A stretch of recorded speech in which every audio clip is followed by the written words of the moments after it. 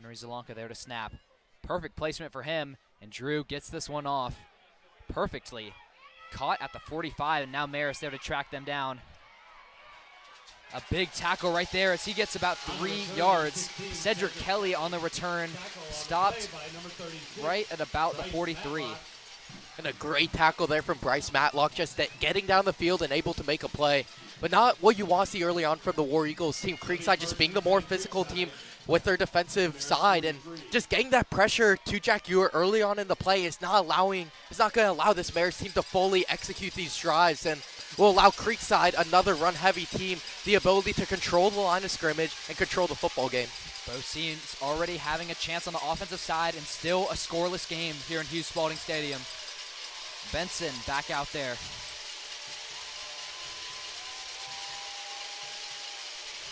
Two running backs with him, Corey Mims and Anthony Hill. Motion from Lewis, and Cedric Kelly takes off. He spins off his first tackle and then gets pushed out of bounds after a first down right at the 32. Yeah, something that's been very inconsistent for the War Eagles all season long in the tackling. Maybe 3 Marist War Eagles right there had to play at the guy running to the outside, but no one able to wrap up, and that's going to be a real key to the game, especially with Creekside. They have physical players. They have guys who have been in this situation. Last year, they were in the 5A championship against a very good Coffee team, so they know what's like to play in a big atmosphere and be able to be the more physical team. Looks like Kelly stepped out of bounds right before converting. Now 2nd and 1, and that definitely does the job. Pushes from within the 30, and Corey Mims rolls forward for another first down.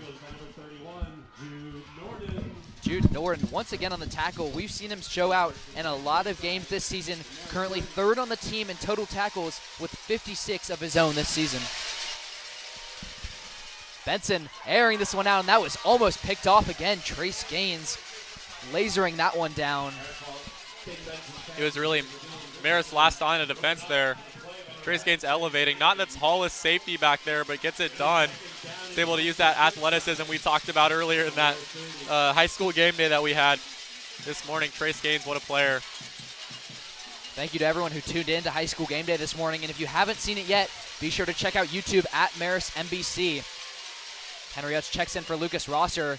Quarterback keeper by Benson, and he gets about 5 yards.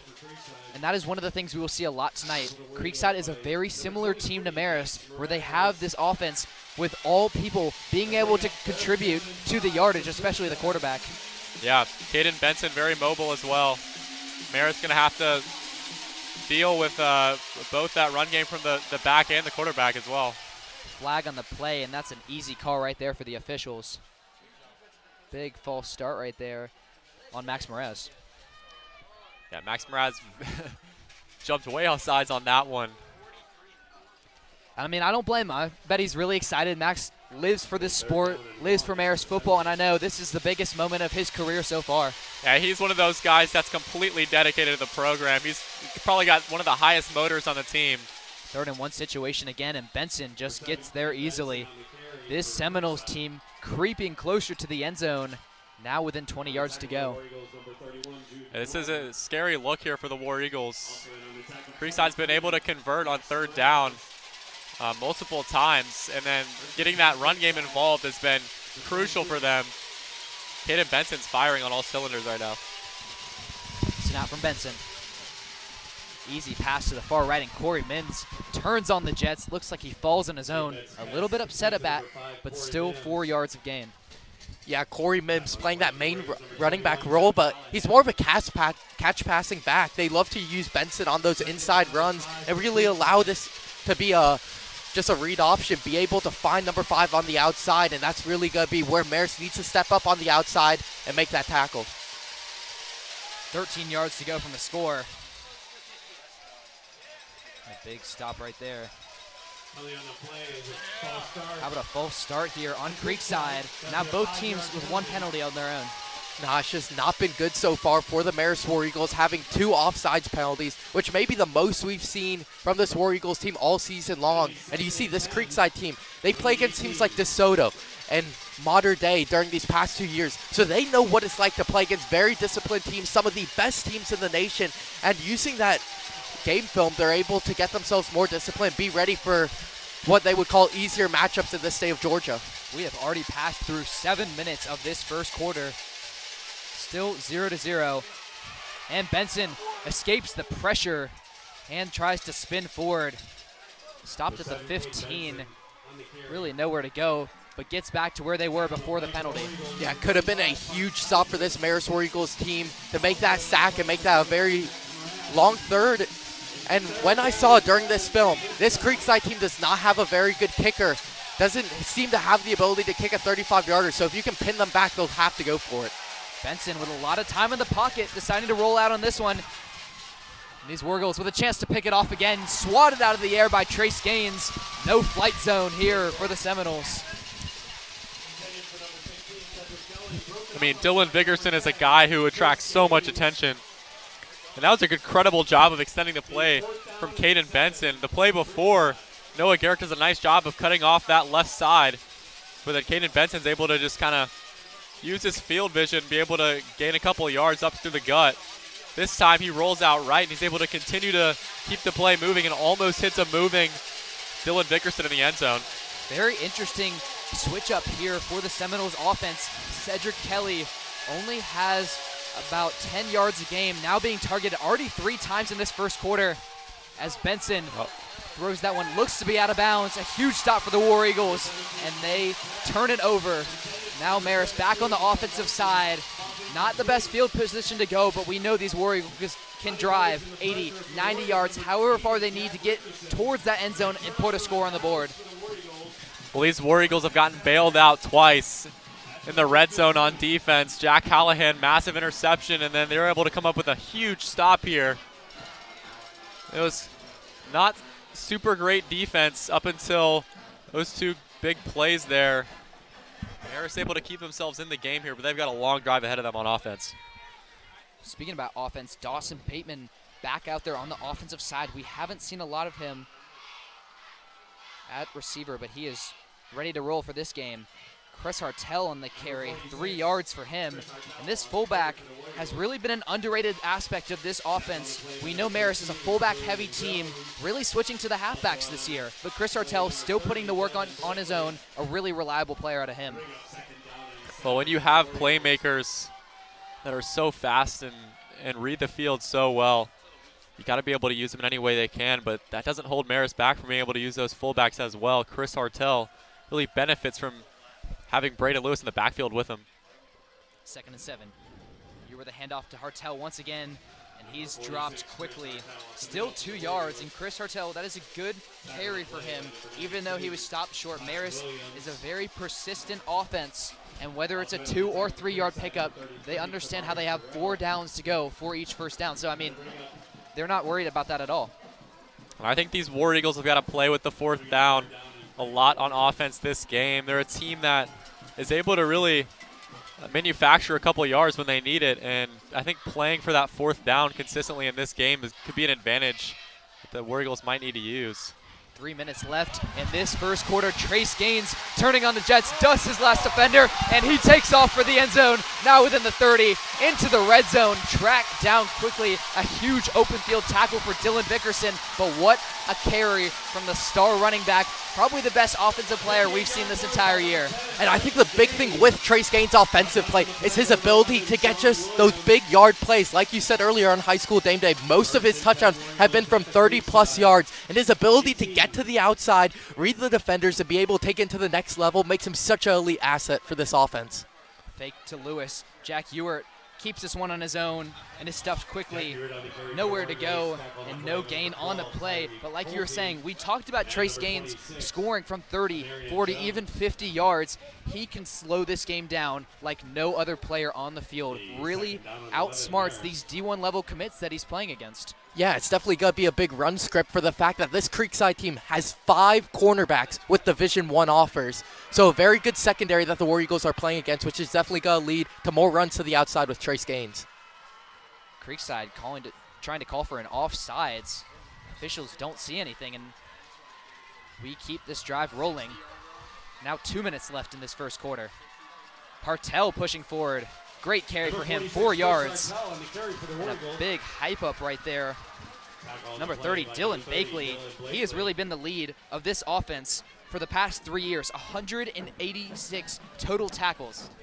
Yeah, I think the big thing is they're going to utilize Chris Hartel a lot in this football game. With Anton Haven being out, it's going to allow for Park Geiser to play a lot at the defensive tackle position, which is going to open up for Chris Hartel to have another big workload in this game, just like last week where he had a career-high 13 carries. 3rd and 8 situation. Callahan out wide for Ewert. Ewert with his own keeper, and he goes nowhere. About 1 yard, but Jack has been stopped very quickly. Creekside has watched a lot of film, and you can see this very easily. For the past 3 games, Jack really hasn't had anywhere to go on his offensive drives, rushing-wise, and that's not even his fault. It's just these teams study up on Marist, and then the offensive line has nothing to do. Well, you're definitely right, David. He found a lot of success in that keeper there. A lot through the first half of the season there.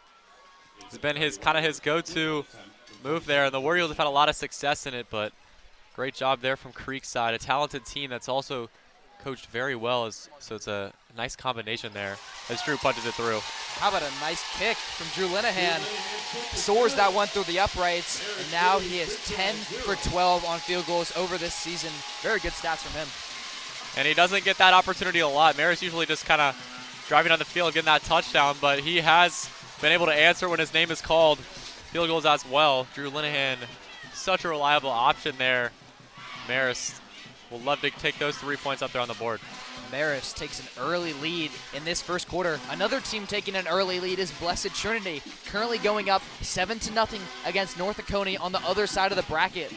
These might be either the War Eagles or the Seminoles' next state championship opponent. Well, if you remember, I was the only guy who picked North Oconee today in high school game day. So when they do pull off this win tonight, I will be the leader in game day pick'em. We will have to see. Marist trying to hold out all of our picks. A lot of War Eagle selections across the board. And Drew Linehan soars this one into the end zone yet again. Another touchback for him. And he has 64 on the season. I know I've said it before, but I really do love this matchup of Dawson Bateman over there on Dylan Vickerson for the game. Really the only guy with that size and speed combination that's able to match up with such a talented player in Dylan Vickerson. And a huge help for these War Eagles defense is Owen Rice is ready to play yet again. Had a toe injury for the past 3 weeks, so he has been out, and a huge hurt to this War Eagles defense of not having him. But now he is back and ready to play. Definitely not 100%. We'll see how much time he gets on the field tonight.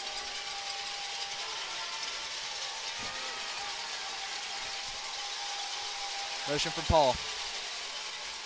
Benson with a quick drop off. This one right over to Vickerson, and he's dropped for a gain of nothing. Yeah, great job there from Jackson Cox, reading the quick little underneath route and being able to make that play. I think Creekside very early on, especially when you see the stats from the last 4 Marist games, with 3 out of those 4 quarterbacks throwing for over 300 yards, very quickly they're going to allow Benson to take those deep shots with Vickerson, a big reason why they're able to come up with a victory against Eastside. That'll do it here, up here in the booth for the end of the first quarter. We are about to send it down to the field with sideline reporters Morrison Braley and Harper Jane Lane. Ladies, what do you got for us? Make the right call, become a high school official. There's a shortage of high school officials in almost every sport. Protect the integrity game we all love by helping teenagers in your community learn the lessons that last a lifetime. To learn more, go to highschoolofficials.com. All right, thanks, ladies, and let's get a quick look at our trivia question for the night. We're going to go easy on you since it's our last broadcast here in Hughes Spalding Stadium. So what was the last time Marist played in a state championship, and who did they play? Text your answer to 678-561-5792, and we will give you a special shout-out later. NFHS Network, Georgia's Electric Membership Cooperatives, and Wilson.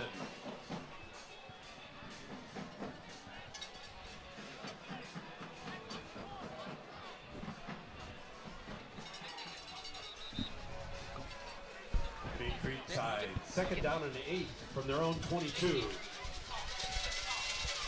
All right, and we are back on the offensive side, or this defensive side, excuse me. 2nd and 8 here. Big handoff right there. Corey Mims bursts forward. Number 6, Eric Paul, up the middle. Yeah, great care there from Mims, just going right up the middle. And it's just a great job from the interior offensive line of Creekside to really open up that hole. And this is a big key for the Marist War Eagles. Get stops on 3rd down and be able to get quick 3 and outs.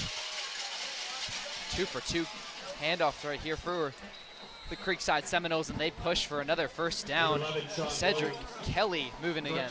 You can definitely see that this Creekside team is so experienced in the rushing attack. A very good team with just ground and pound, trying to allow the inside offensive linemen to allow these holes right up the middle. And right now it's being very difficult for the War Eagles, especially on 3rd downs. And there's 3 carries in a row and a huge breakaway from Corey Mims. He continues to roll now within War Eagle territory, stopped at the 47. And a very worrying sight right now as Trace Gaines is on the ground, and it appears to be a very bad injury.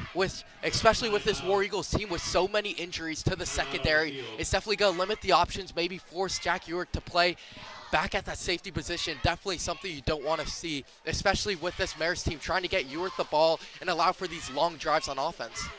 Yeah, this Marist secondary really going through some trials and tribulations this year, having to rotate through almost their entire 2nd string after these playoffs. A lot of people going down after some big injuries. Trace Gaines able to walk this one off. Hopefully we can see him in the game later tonight. Definitely a good sign. Really tough player in Trace Gaines. And another safety that's been playing really well for Marist. These War Eagles having to recover from that. Looks like Jack Ewert is back in the game to replace Trace, and he will play both sides of the ball tonight, which is something you really don't like seeing for your starting quarterback. Benson takes the snap. Looking deep. A huge pass is rejected. A massive knockout right there. Dawson Bateman swats it out of the air, intended for Eric Paul Jr., and that just saved a Creekside touchdown. I mean, that pass was a laser from Caden Benson. Perfect rotation and on a line. And you look at Dawson Bateman, he got kind of burned early on that route, but he's able to recover, get that long outstretched arm, be able to bat it down. That stopped a massive play there on a 1st down. Creekside's in midfield, and that would have for sure been a touchdown. And that's the exact advantage of having a lengthy quarterback. Handoff to Mims. And he gets stopped right at the 43. Short pickup for him, but Creekside continuing to hurry up this offense, trying to catch the War Eagles off guard. See Jack Ewert in there on the tackle. These Marist really trying to go out and win this game early, using every weapon they have on both sides of the ball, trying to just make sure they don't leave any room for error against this Creekside team. Benson skips the pass and takes off. No one in front of him, into the 10 and straight to the end zone. The first touchdown of tonight, and a huge breakaway from the Seminoles quarterback. There's that elite speed you see from Caden Benson. Been quiet in that 1st quarter with his legs, but my goodness, he exploded through the offensive line. He saw nothing was open with all the defensive backs out there in the way down the field. He was able to just kind of cut up through the middle, make one juke move, and he was gone. We've seen a lot of great rushing quarterbacks this year, especially from Jones County. However, this is the best one easily we've seen. Caden Benson, a phenomenal rusher on his side, over 1,000 yards this season alone, averaging about 6 yards a carry with 11 touchdowns just from the running side.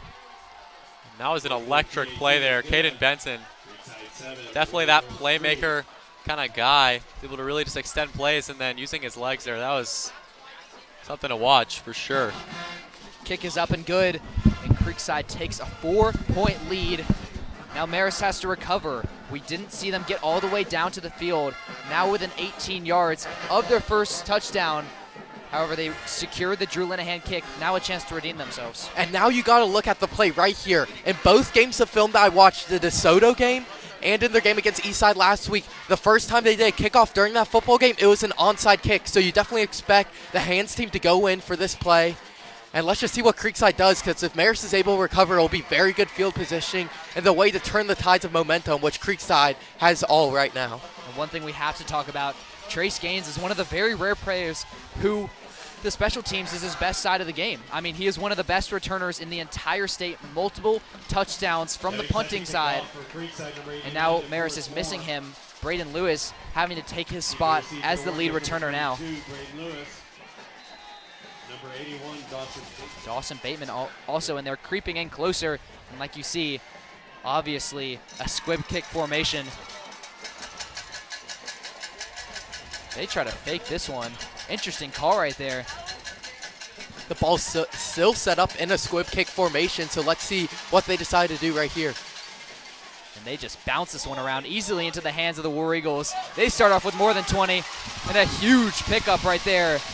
on the return for the Warriors, number 11, Brock Berge taking a big step up for Trace Gaines. This tight end has been phenomenal on the returning side. We've seen a couple of catches from him. Hasn't dropped one yet, and you just saw it in the squib kick right there. I mean, this is a senior tight end who loves the ball in his hands, just does such a great job playing that tight end role, really opens up the middle of the field, especially when you're attempting pass plays. And his ability on the inside has just been so crucial, especially he's your second leading receiver during the regular season. Like you said, really wants the ball. You saw him wave the rest of the special teams out, says, I got this one, and a nice 30-yard pickup for him.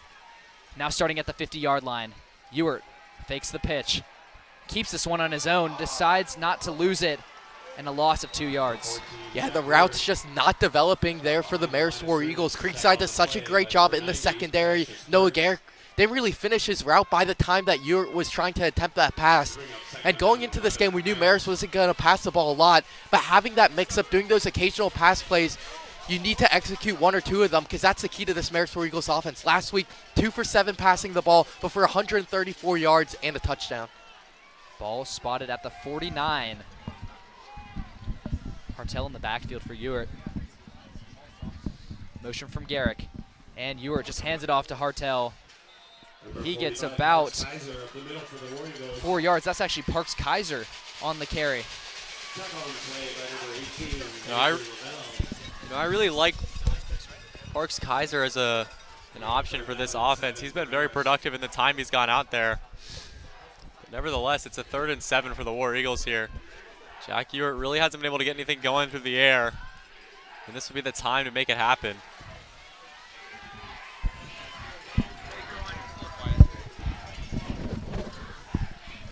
Three minutes into this second quarter. Ewert looking to pass it, and he just fakes it and gets wrapped to the ground. Marist really no answer on the offensive side, and now Drew Linehan back out there for the punt. And that downfield covers there from Tyree Colsey. It's incredible on Braden Lewis streaking down the field. Really gave Jack Ewert nowhere to throw the ball.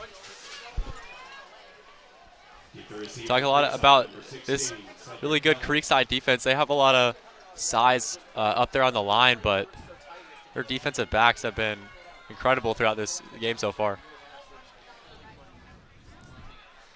Talk about this Marist offensive line. Austin Sperry is the only player on this team who was started on the offensive line in a semifinals game. A lot of new players in the trenches for these War Eagles as that punt rolls into the end zone. Now Creekside will start off on the 20. And let's see if this offense can score again. We just saw big stuff from Caden Benson, really carrying this team on his back with that last drive. But almost a lucky breakaway from him. You know the War Eagles will not let that happen again. Well, that's the one thing with these War Eagles. They've been a very disciplined defense, but they do give up that big play a lot of the time. We saw that, of course, against Southwest DeKalb. They had a couple of massive darts for like 70-yard touchdowns against the War Eagles. And we've seen it happen in a few other games. So Marist generally does a pretty good job forcing third downs, but they're going to need to be able to try to keep that big play from happening. And like I say, you hate to see it once, but you're thankful not to see it again. Very flexible defense. And a short pickup right there. Corey Mims tries to juke forward. Not far to go, and Marist recovers that quickly. Jackson Cox and Jude Norton combining on the tackle. Now, this offense is just so well-rounded. Caden Benson, leading rusher on the team, but then you look at their running backs, and it's Also some other guys that have put us up pretty good numbers as well with Corey Mims and Anthony Hill. Starting off in their own 23. Another handoff to Mims. He breaks 2 defenders and gets the first down. Dawson Bateman with the open field tackle and saves another big pickup. And what a job for Mims there, juking 2 Marist defenders, and that's definitely something we're seeing right now. Benson and Mims, after they get that first contact on them, it's their ability to break that tackle and take it into the next level, and that's really affecting this Marist War Eagles team, who's not being the more physical team at the line of scrimmage and not tackling well. Benson keeping this one on his own, breaks the line of scrimmage and then breaks the 40 as well. Another huge pickup for him, and about 3 yards to go from another first down. A big statistic going into this game, Benson had 25 carries last week against Eastside, and probably 80% of those carries are ran to the left side when they do that QB draw. They have more talented blockers on that left side, and that ability really allows Benson to have the confidence to go out and get these positive plays, as he's able to get 8 right there. Halfway through the second quarter. Benson takes a snap. Fake to Mims. War Eagles read this one well, and they stop him from a first down pickup. About a yard short, and a huge tackle right there. Looks to be Jack Richardson, as well as Trace Gaines, already back in the game. Yeah, very good sign for the Marist War Eagles. Trace Gaines, such a dominant player on both sides of the football, and he's shown that each and every week, and Marist could not afford to have him out for the entire game. So love his durability and trying to get back into this football game and try to lead this secondary to get some huge stops. Snap from Benson. He rolls forward. Another easy pickup for him. We've talked about how Marist can guarantee 2 to 3 yards for each play. Creekside doing about the same. This is a very gritty team that is where their quarterback's not afraid to take a hit, similar to Ewart. I'd say they're doing at a better level right now, especially with their ability to make that first man miss, and that's really allowing them to dominate, especially on third downs where Marist just can't seem to get a stop right now. A lot of pressure here in Hugh Spalding Stadium. Benson with an easy drop off. And Dylan Vickerson rolls off the first tackle and has no one in front of him. Another huge pickup for the War Eagles, or for the Seminoles. They go up 14-3. Very surprising right here, as I mean, Creekside's just running away with this right now. You could not have come into this football game and go down by double-digit points, especially to a Creekside team, because they're going to run the ball, especially in the second half, and have these long drives to not allow these War Eagles on the field, and especially with the passing game not working at all for the Marist War Eagles, and just poor job on the defensive end getting those open field tackles. It's really putting Marist in a very bad spot, and Creekside really dominating this football game. It seems that they have the favorites go to the Mercedes-Benz Stadium. PAT is up and good. Now 14-3 with Creekside taking this one away. However, we have seen Marist down both this season as well as in semifinals before. We know they had to crawl their way back to almost win that Thomas County Central game last year, and then we also saw them against Jones County going into that locker room being down by 7, ending up winning that game by 22. Yeah, it's definitely not panic mode yet for the War Eagles. Only down 14-3, and with a nice drive here, you're able to put it back within 1 score. So it's really just about getting this offense comfortable. Now it's just a very disciplined drive there from Creekside, able to just take whatever Marist has given them. Caden Benson showing once again why he's able to be that captain of this offense. Yeah, exactly right. And we're, like we said, on record watch. Marist just 15 points away from the most points in a single season in program history.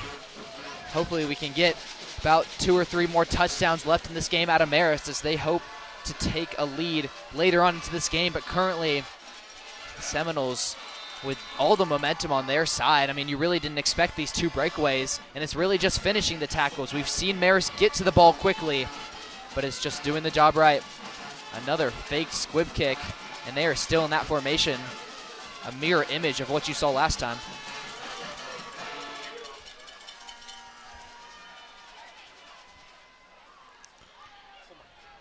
There's another catch bobbled around. Brock Berge gets hit hard this time. Dropped at the 36. And I mean, Creekside just hyping themselves up. Everyone's getting on the ball. Yeah, that's the receiver, Eric Paul Jr. Delivers a massive hit on Brock Berge, who's not a small guy either. This is a Creekside team that's playing with a lot of intensity right now. Like you said, they got all the momentum on their side, and they're just feeding off that energy. Berge still in the game, far out at receiver.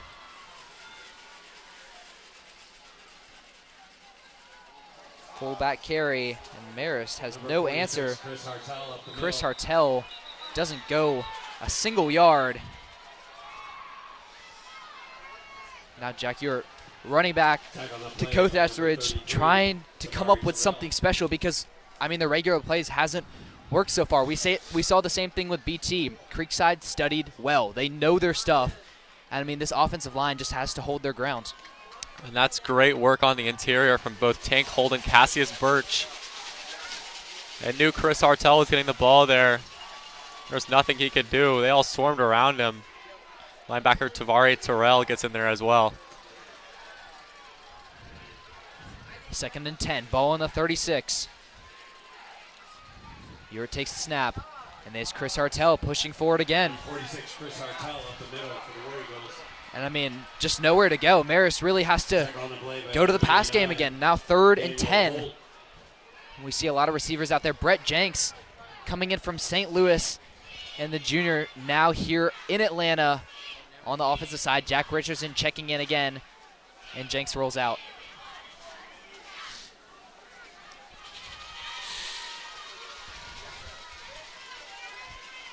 .418 left in this half. You see Trace Gaines step out. You wonder how limited he is going to be after that huge hit. He seems to be fighting through a little bit of stuff, but still toughing it out. Could be the last game of his season, and you know he wants to end it with a big one.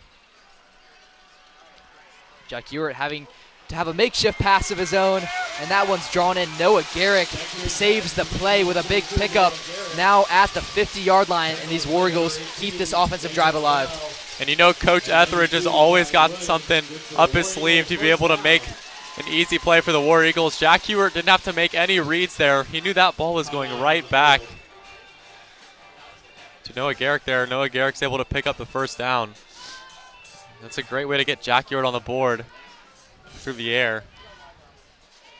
Athletic trainer Coach Bazemore out there once again as it looks Noah Garrick slipped on that last drive and is down. I mean, this is not what you like to see from the War Eagles team, just all these guys going down. We've seen a lot of injuries throughout this postseason, probably the most I've seen here at my time at Marist, just the guys fighting through it. A really tough playoff campaign for them as they've had one of the hardest journeys to the semifinals out of anyone we've seen.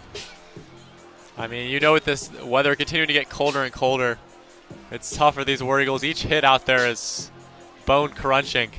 So these War Eagles are really going through it out there on the field, trying to bring home this win. Get anything to get that chance to play in Mercedes-Benz. That's really what their eyes are on this moment. Marist currently has a record of 10-14 against #1 seeds all time. So they have a lot of great experience against some really tough opponents. And when I saw that stat, they listed all of the teams with 5 or more wins against another #1 seed. Creekside not on that list. A very young team, a lot of fresh players, like you said, sophomores starting, juniors starting, and they have a lot to prove for this young team.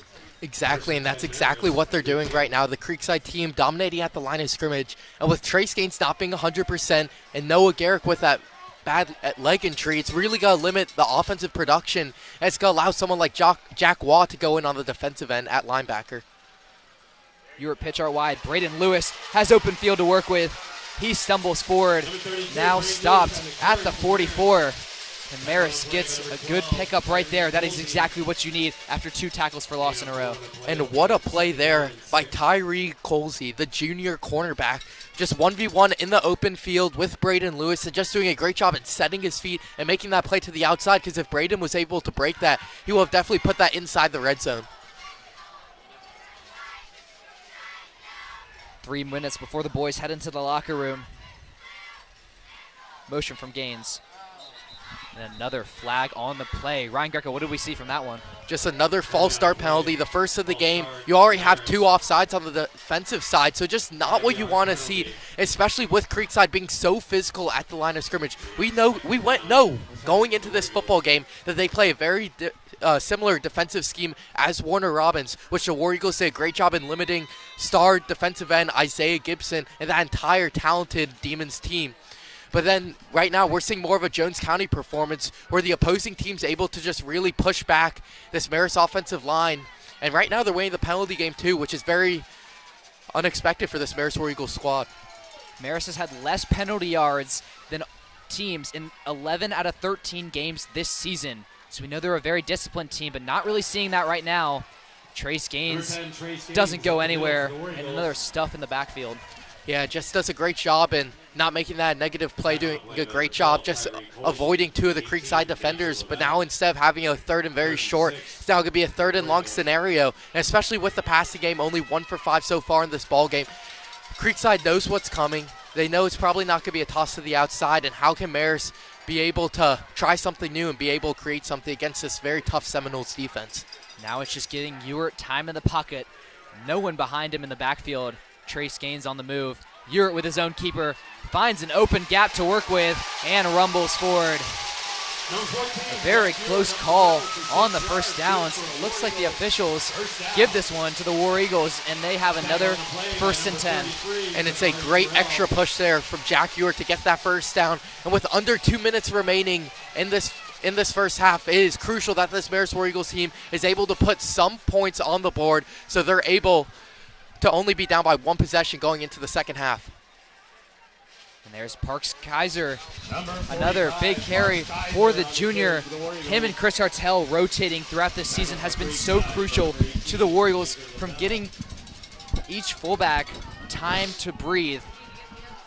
And that extra addition, we didn't really see that last year with Jackson Hughes taking the majority of the carries. But now with this split decision, Ewert has a lot of extra options. Chris Hartel, definitely one of the most powerful guys on this team, but I really like the way Parks Kaiser is able to read that offensive line.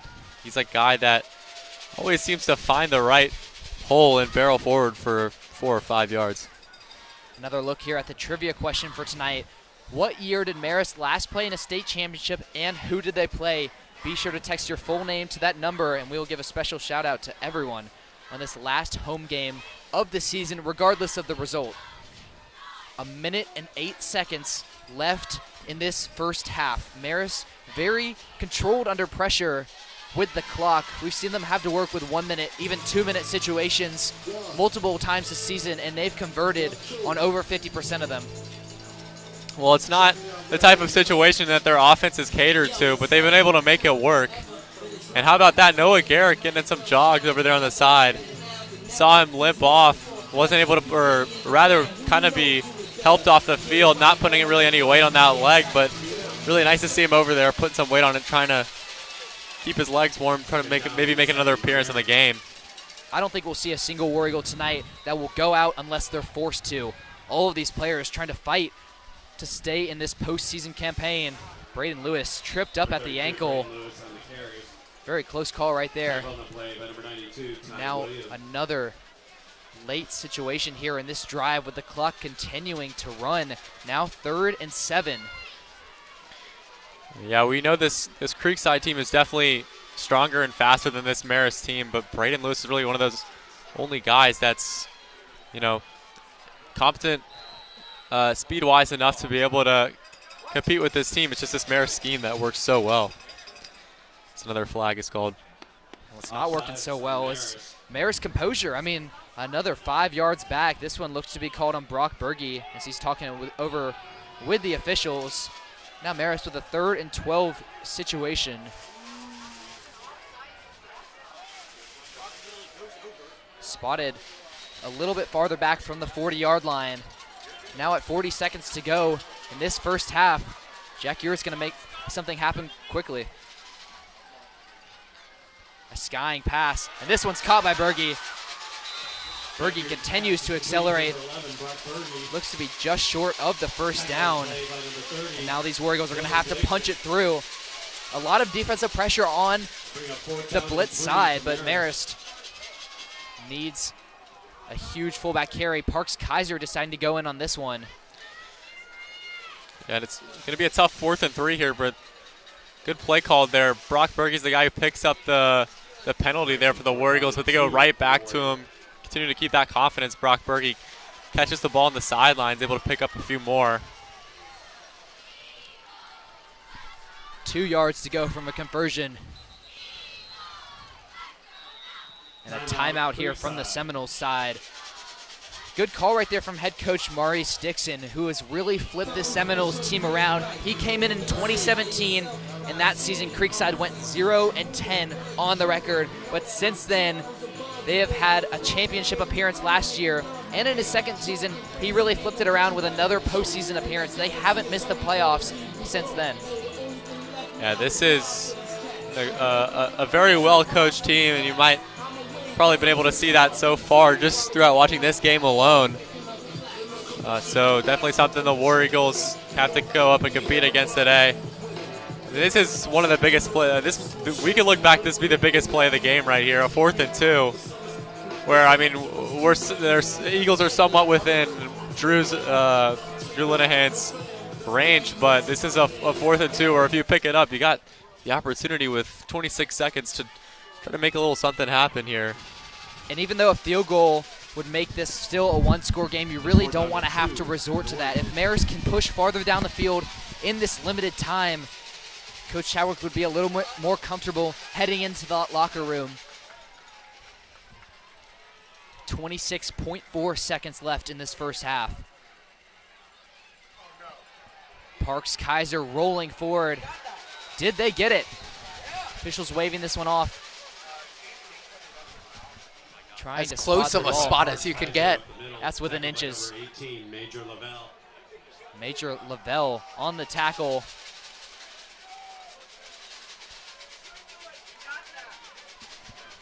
I mean, I'm really just speechless tonight. You can't tell. I think they're going to give it to the Marist War Eagles. I saw a little bit more forward progress from where the ball was spotted. But I don't know. They might not give that to him. And you're definitely going to see the Marist student section and all the Marist parents absolutely lose it if they call this one back, especially with that controversial offsides call on Brock Bergey, which the parents were not too fond of. But I think right now you've seen with this Creekside team, it's not, or the Creekside fans, it's not the same as Thomas County. They didn't bring the entire town up, but having a band like that with all the parents still there, it's a very good job from them. And they get it. Marist moves those chains and keeps this drive alive. Lost only 8 seconds after that controversial play on the run, and a crucial timeout right there. And you have to capitalize right here and now. Need some sort of points, whether it be a field goal or a touchdown here with 18 seconds remaining. Ewert trying to set up his offense. The biggest drive of this game so far. A big addition on the offensive line with Kelly Spalding coming back in this game after a couple of injuries. Hopefully he can hold the pocket well for Ewert on this one. Wide open pass. Braden Lewis scoops it with a shoestring catch and spins off the first tackle, getting an extra yard. I mean, now it's 7.9 seconds remaining. And if you're the War Eagles, you cannot risk it here. Drew Linehan has the capabilities to kick a 40-plus yard kick. Has shown that throughout his entire this year as a Marist starting kicker. And what a moment this will be. We knew special teams was going to be a big factor in this football game. And Drew Linehan needs to cash in this one. Very important timeout here for Coach Chadwick. Do you try another passing play? I mean, you do have enough time to barely get one more shot at the end zone.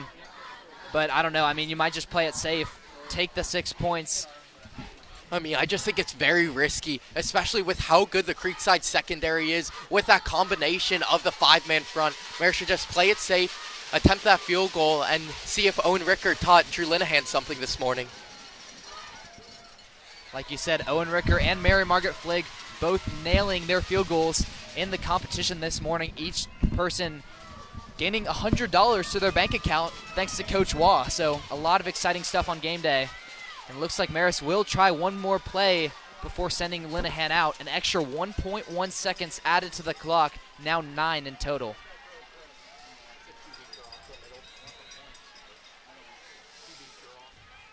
Snap from Ewert. Fakes to Lewis. Still in his hands, and this one's just thrown away. Brock Berge held down, but no yellow on the field. And now 4 seconds left. Got to give it to Drew.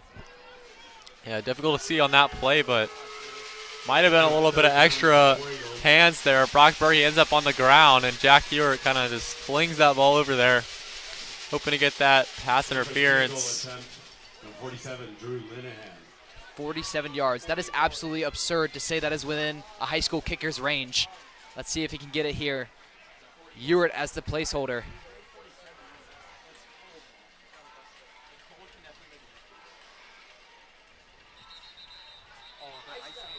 Icing the kicker as he made it.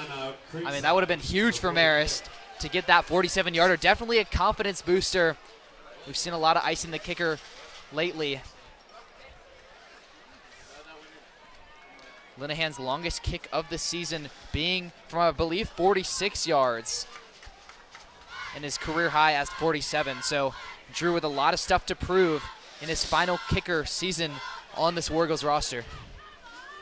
A guy that has aspirations of playing at the next level, and he's got the skill as well. I mean, there are so many factors that are affecting this kick right now. That field goal post is, I mean, you just walk out on the field, that is not completely upright. It is definitely slanted, and he is kicking in like 25-degree weather right now. So, I mean, if Drew Linehan pulls this off, everyone at home needs to stand up and give a standing ovation, because this is some incredibly difficult kicking here from Drew. Like you said, that field goal has faced the test of time. 112 years of Marist football, and it stands strong. But Linehan knows it well. Let's see if he can get this one through.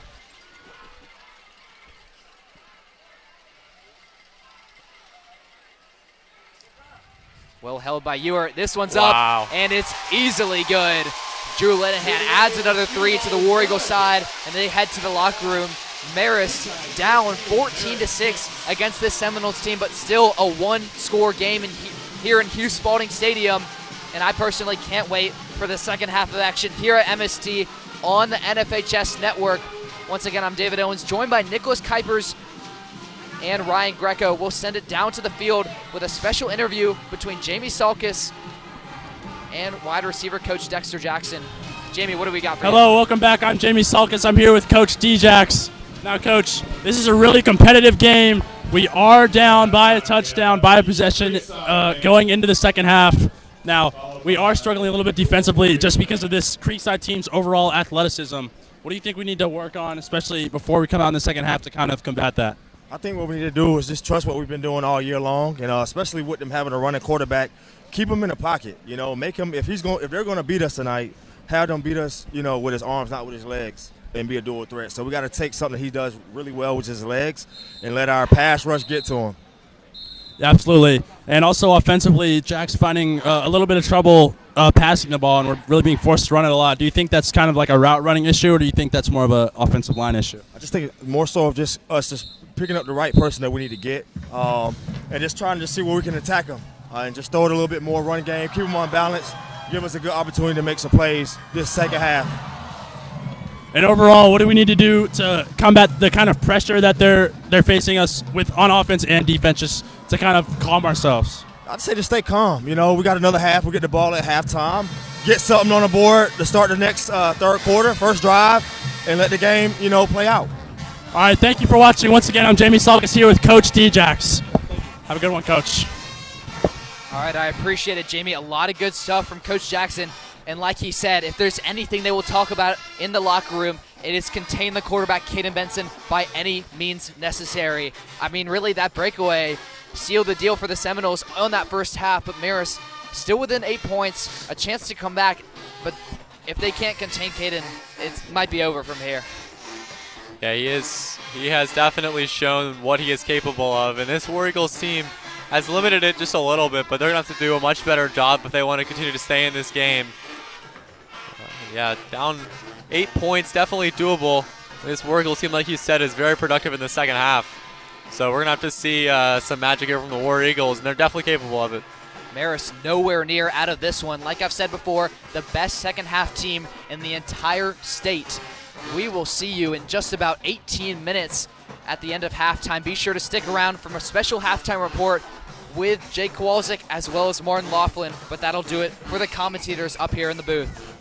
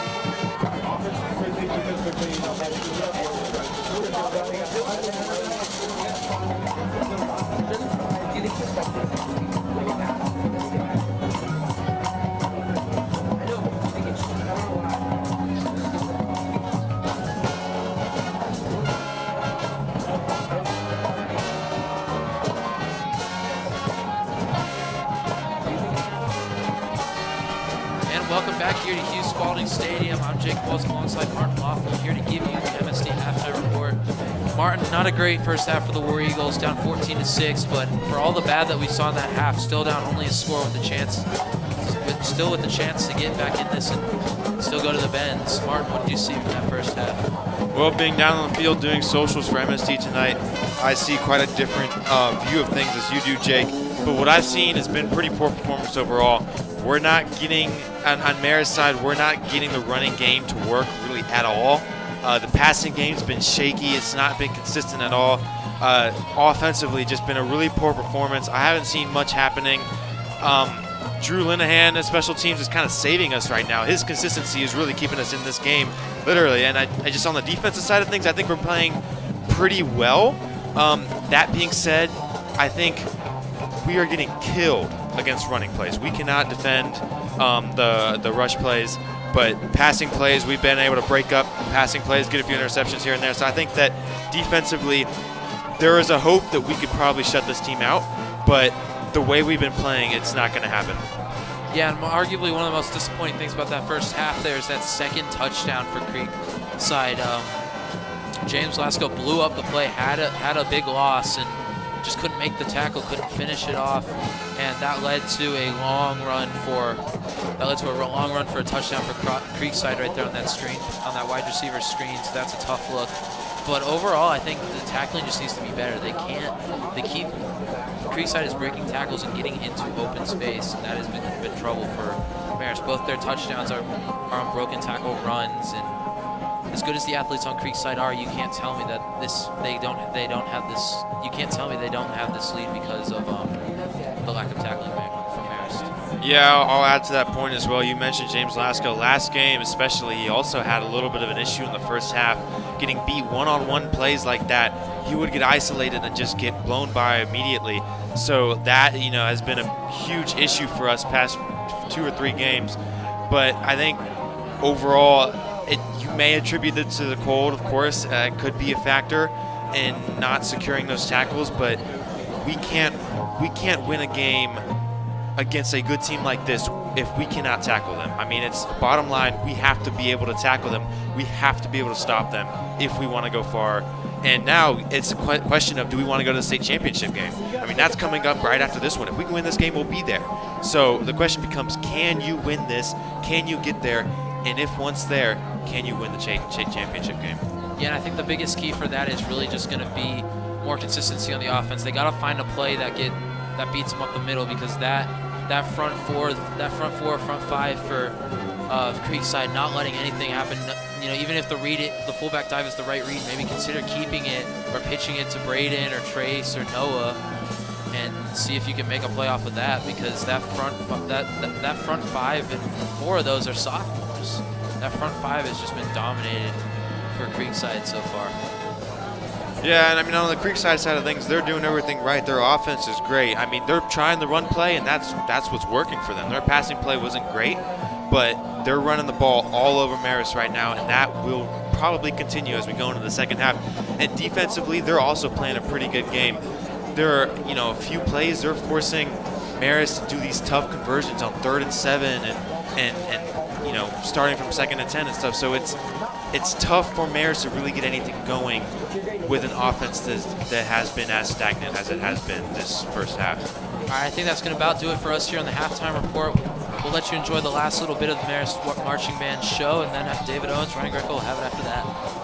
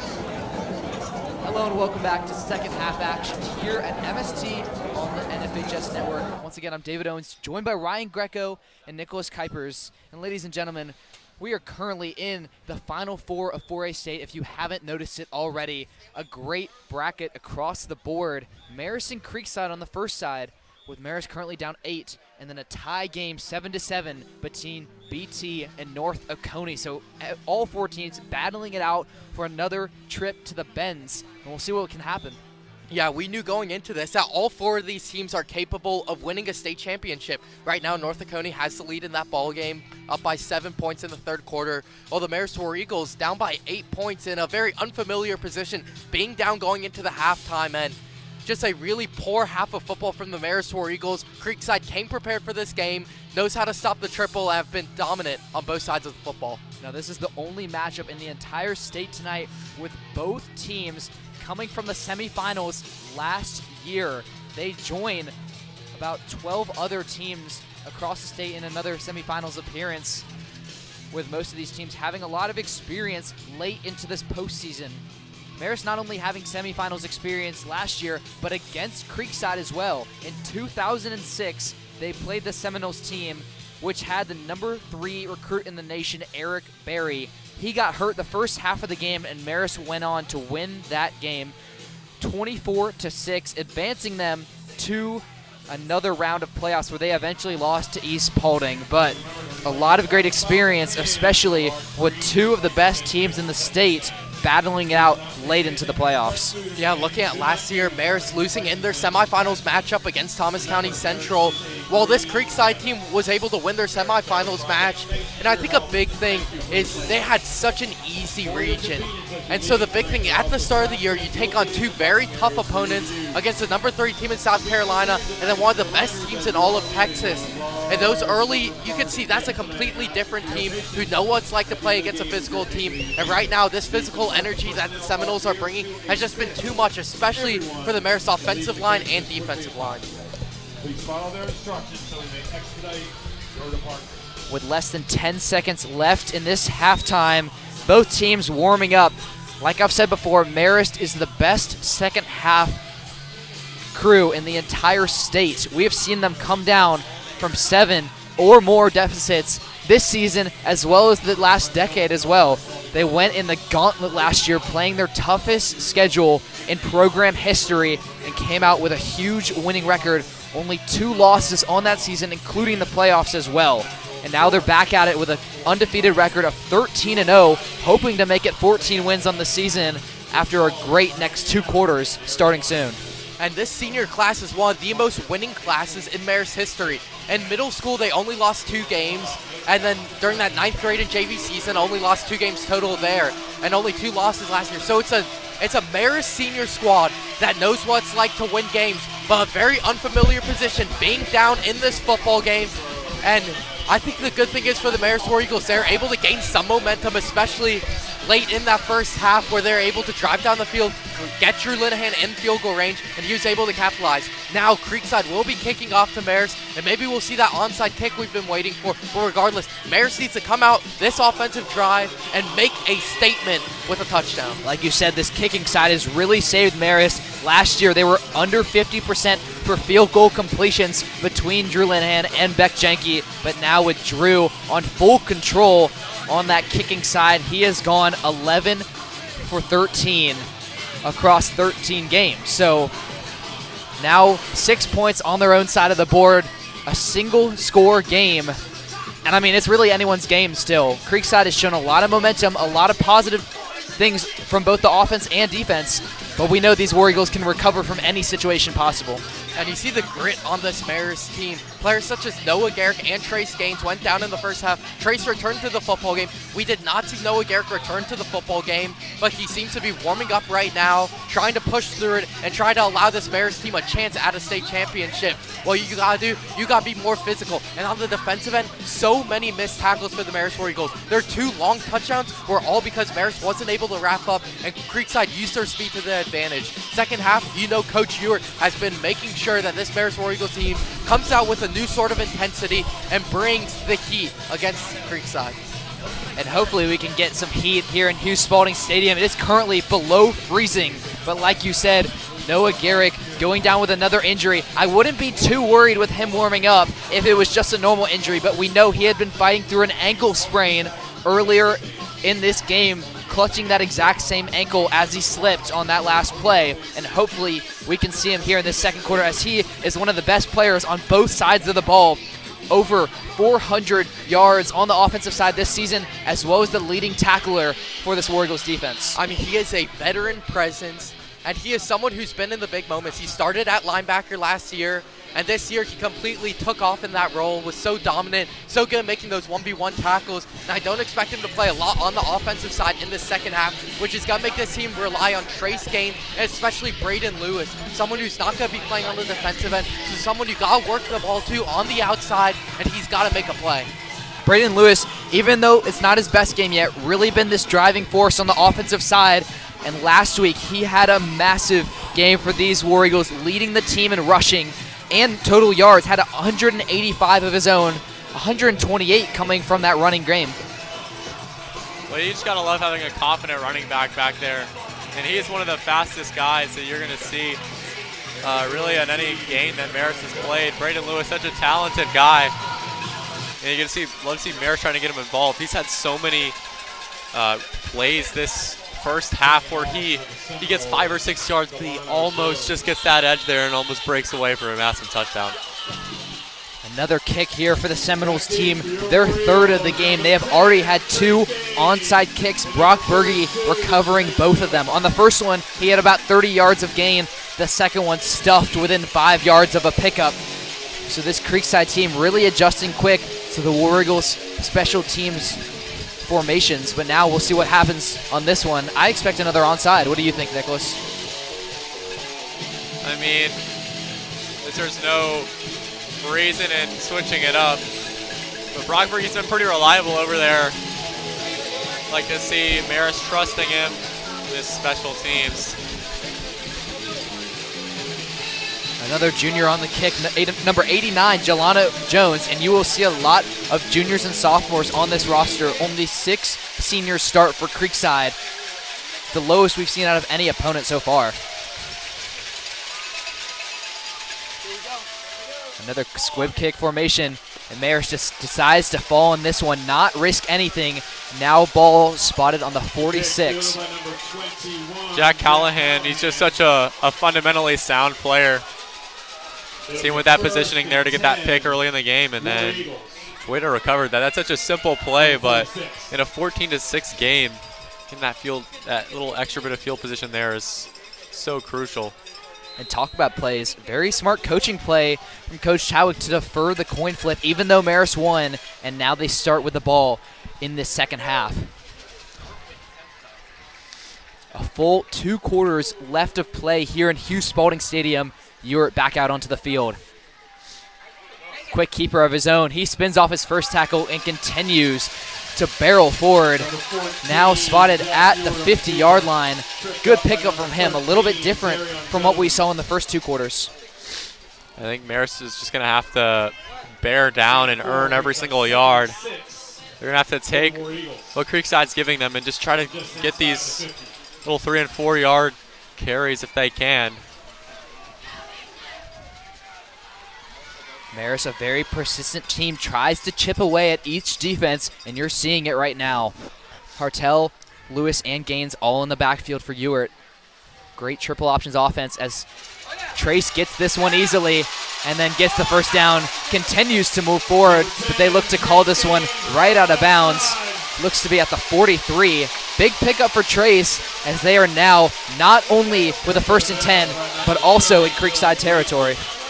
And that's a little bit of what they were missing in the first half. I know we've talked about high school game day a lot, but remember Coach DP, he talked about having that keeper, the fullback run, and the pitch all involved in the triple option today. And when Marist has been able to get to that pitch, it's been really successful in the few times that they've run it today. So great job getting outside there. Trace Gaines looks like he's getting close to back to 100% here in the second half. This one with a huge breakaway. This time, Chris Hartel, possibly the longest carry for the fullback of this season, stopped at the 30-yard line, and Marist offense has had a complete shift from what we saw in the first half. And it all starts with the offensive line. Can you be the more physical team and push Creekside back? And that's allowing Jack Ewert time to make his reads and be able to get the ball to the fullback in Chris Hartel. And also open up the outside for Trace Gaines. This is Marist football, and this is what you need to do if you want to be a talented Creekside team. This offensive line looking like they didn't go through a first half of play already. They are coming out fresh and ready to battle. Great pressure from them right there as Trace Gaines has open side on the left, pushing into the 10, steps out of bounds at the 7. Now the War Eagles in great field position with another chance to score. And something that I've always liked about this Marist team this season is about the running backs who don't get the ball. Braden Lewis, a fantastic block on the outside to let Trace Gaines cut in and be able to get that positive yards play. Just look at him create that space, and then Trace Gaines using his speed, doing the rest, and putting Marist inside the 10-yard line. These War Eagles now 1st and goal, spotted at the 9, motion from Lewis, and he walks back. Jack Ewert very well at slowing this game down, keeping his offense under control, even though they have the momentum. Jack Callahan out on the far right. Ewert with an open gap, waltzes into the end zone, and the War Eagles now within 2 points of the Seminoles. Textbook War Eagles football. You run the triple option to perfection, and good things happen. Creekside dominated. They were able to read Jack Ewert well in that first half. What a drive there, and you got to give credit to Coach DP. Coaching up the offensive line, making sure they get locked in, and right now Marist with a 2-point conversion to try to tie this football game up. And that is 4 straight breakaways. We didn't see a single one in the first half. And now Marist completely flipping the game.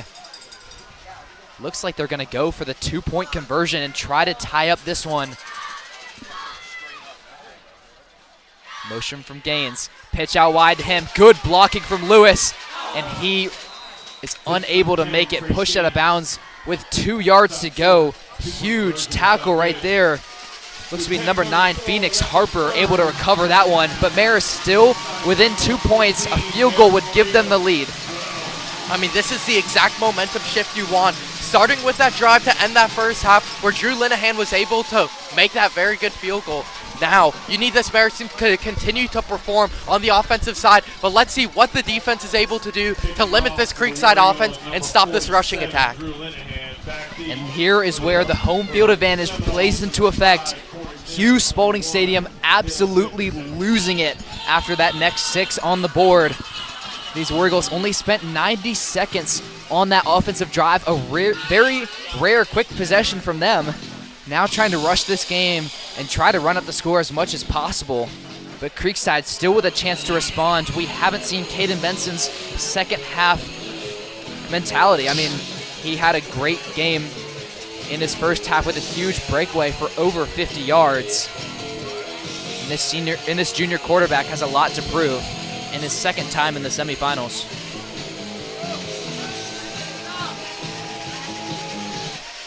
Linehan back out onto the kick. We've seen 2 touchbacks from him already. This one is a rocket straight into the end zone. Linehan's kick into the end zone for a touchback. It'll be 1st and 10, Creekside from their own 20. It's a good thing we see these players stand strong and continue to fight through these injuries. Trace Gaines and Noah Garrick both back out onto the field.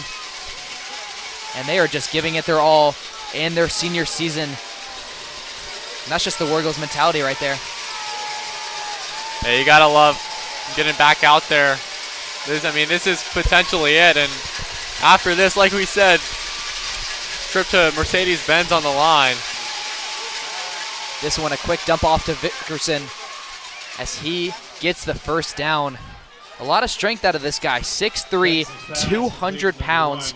The Western Kentucky commit now has over 900 receiving yards on this season alone. Over 1,000 in his career. And that's just a little easy play to get Vickerson involved. I mean, everyone on the field knows he's the #1 option. And just being able to go to the outside there, get him on the sideline and have him a few blockers over there is huge for him. Get him involved without really trying to get too much, too complex with the play calling. Vickerson keeping these War Eagles on their toes. Electric atmosphere in Hughes Spalding Stadium. Quick carry right here for the Seminoles, and they get about 3 yards before being stopped. Handoff to number 16, Cedric Kelly. Cedric Kelly has had a lot of touches on the ball over this game alone. And also in on it, number 31, Jude Norton. Jude Norton and Max Mraz on that tackle. But as we were talking about Kelly, probably the 5th highest statistic-wise player on this offense, really hasn't gotten a lot of touches over this season. Might be due to injury, but he has been the main target for Benson tonight.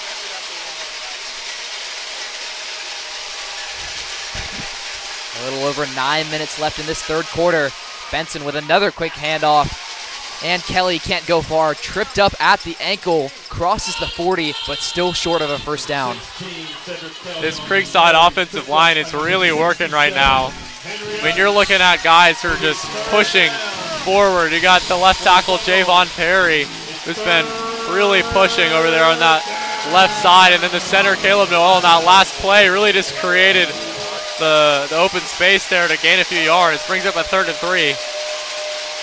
Henry Hutch on that last tackle, his best game of the season so far. And another flag on the play. These War Eagles jumping a little bit too quickly. We know the semifinals nerves gets to them. Against Thomas County, they put up the most penalty yards in that season. Now on their way to that again. And they have to be contained here in the second half.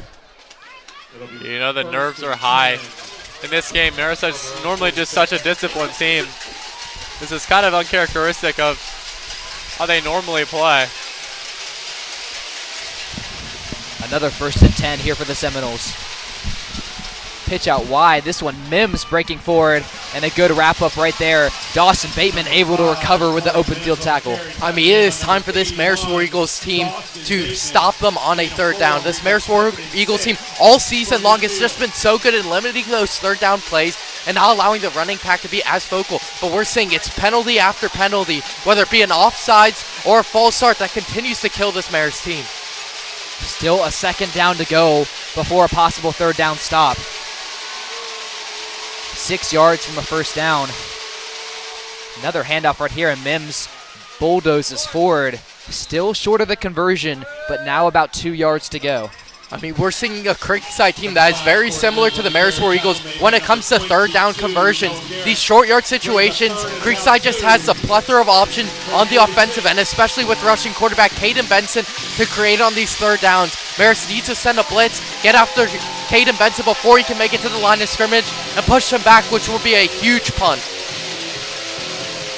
Mims, with 600 rushing yards over this season, as well as 7 rushing touchdowns.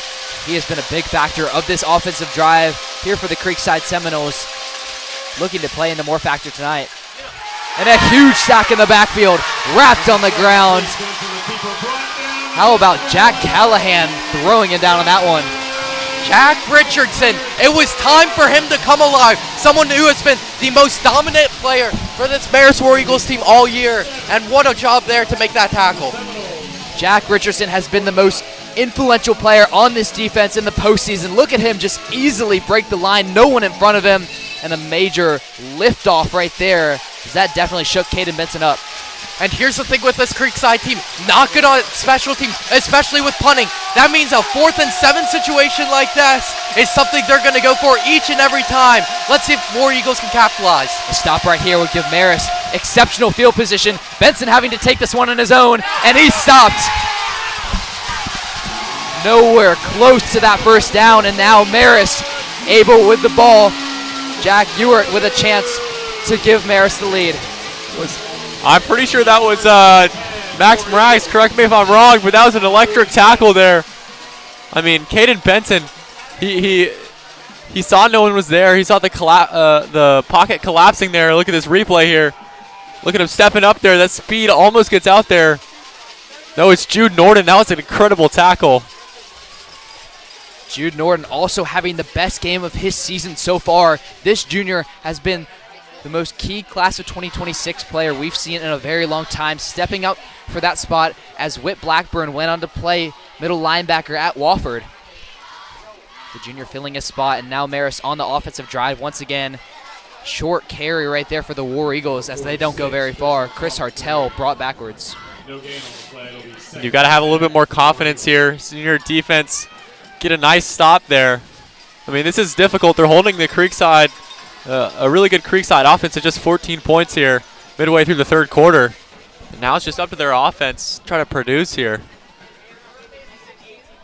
6 minutes left in this third quarter, already halfway through. Marist being the only one to put up points in this second half, hoping to double that again. Ewert setting up his offense. Takes the snap, and he pitches out wide. No one else besides Trace Gaines breaks his first tackle. Quick stutter step through the next, and he pushed out of bounds.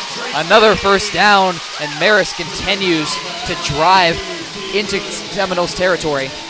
And you got to give more credit to Braden Lewis on that play and on some other plays we've seen as well. I mean, he hasn't been getting the ball as much as he would have liked to right now here in this third quarter, but he's been blocking so well out there on that left side, and Trace Gaines has really been the beneficiary of some excellent blocking there, especially from Braden Lewis. We've seen some great halfback duos in the history of Marist, but these two work so well, especially off the ball, able to block for each other and give these open gaps needed for big carries like you saw just there.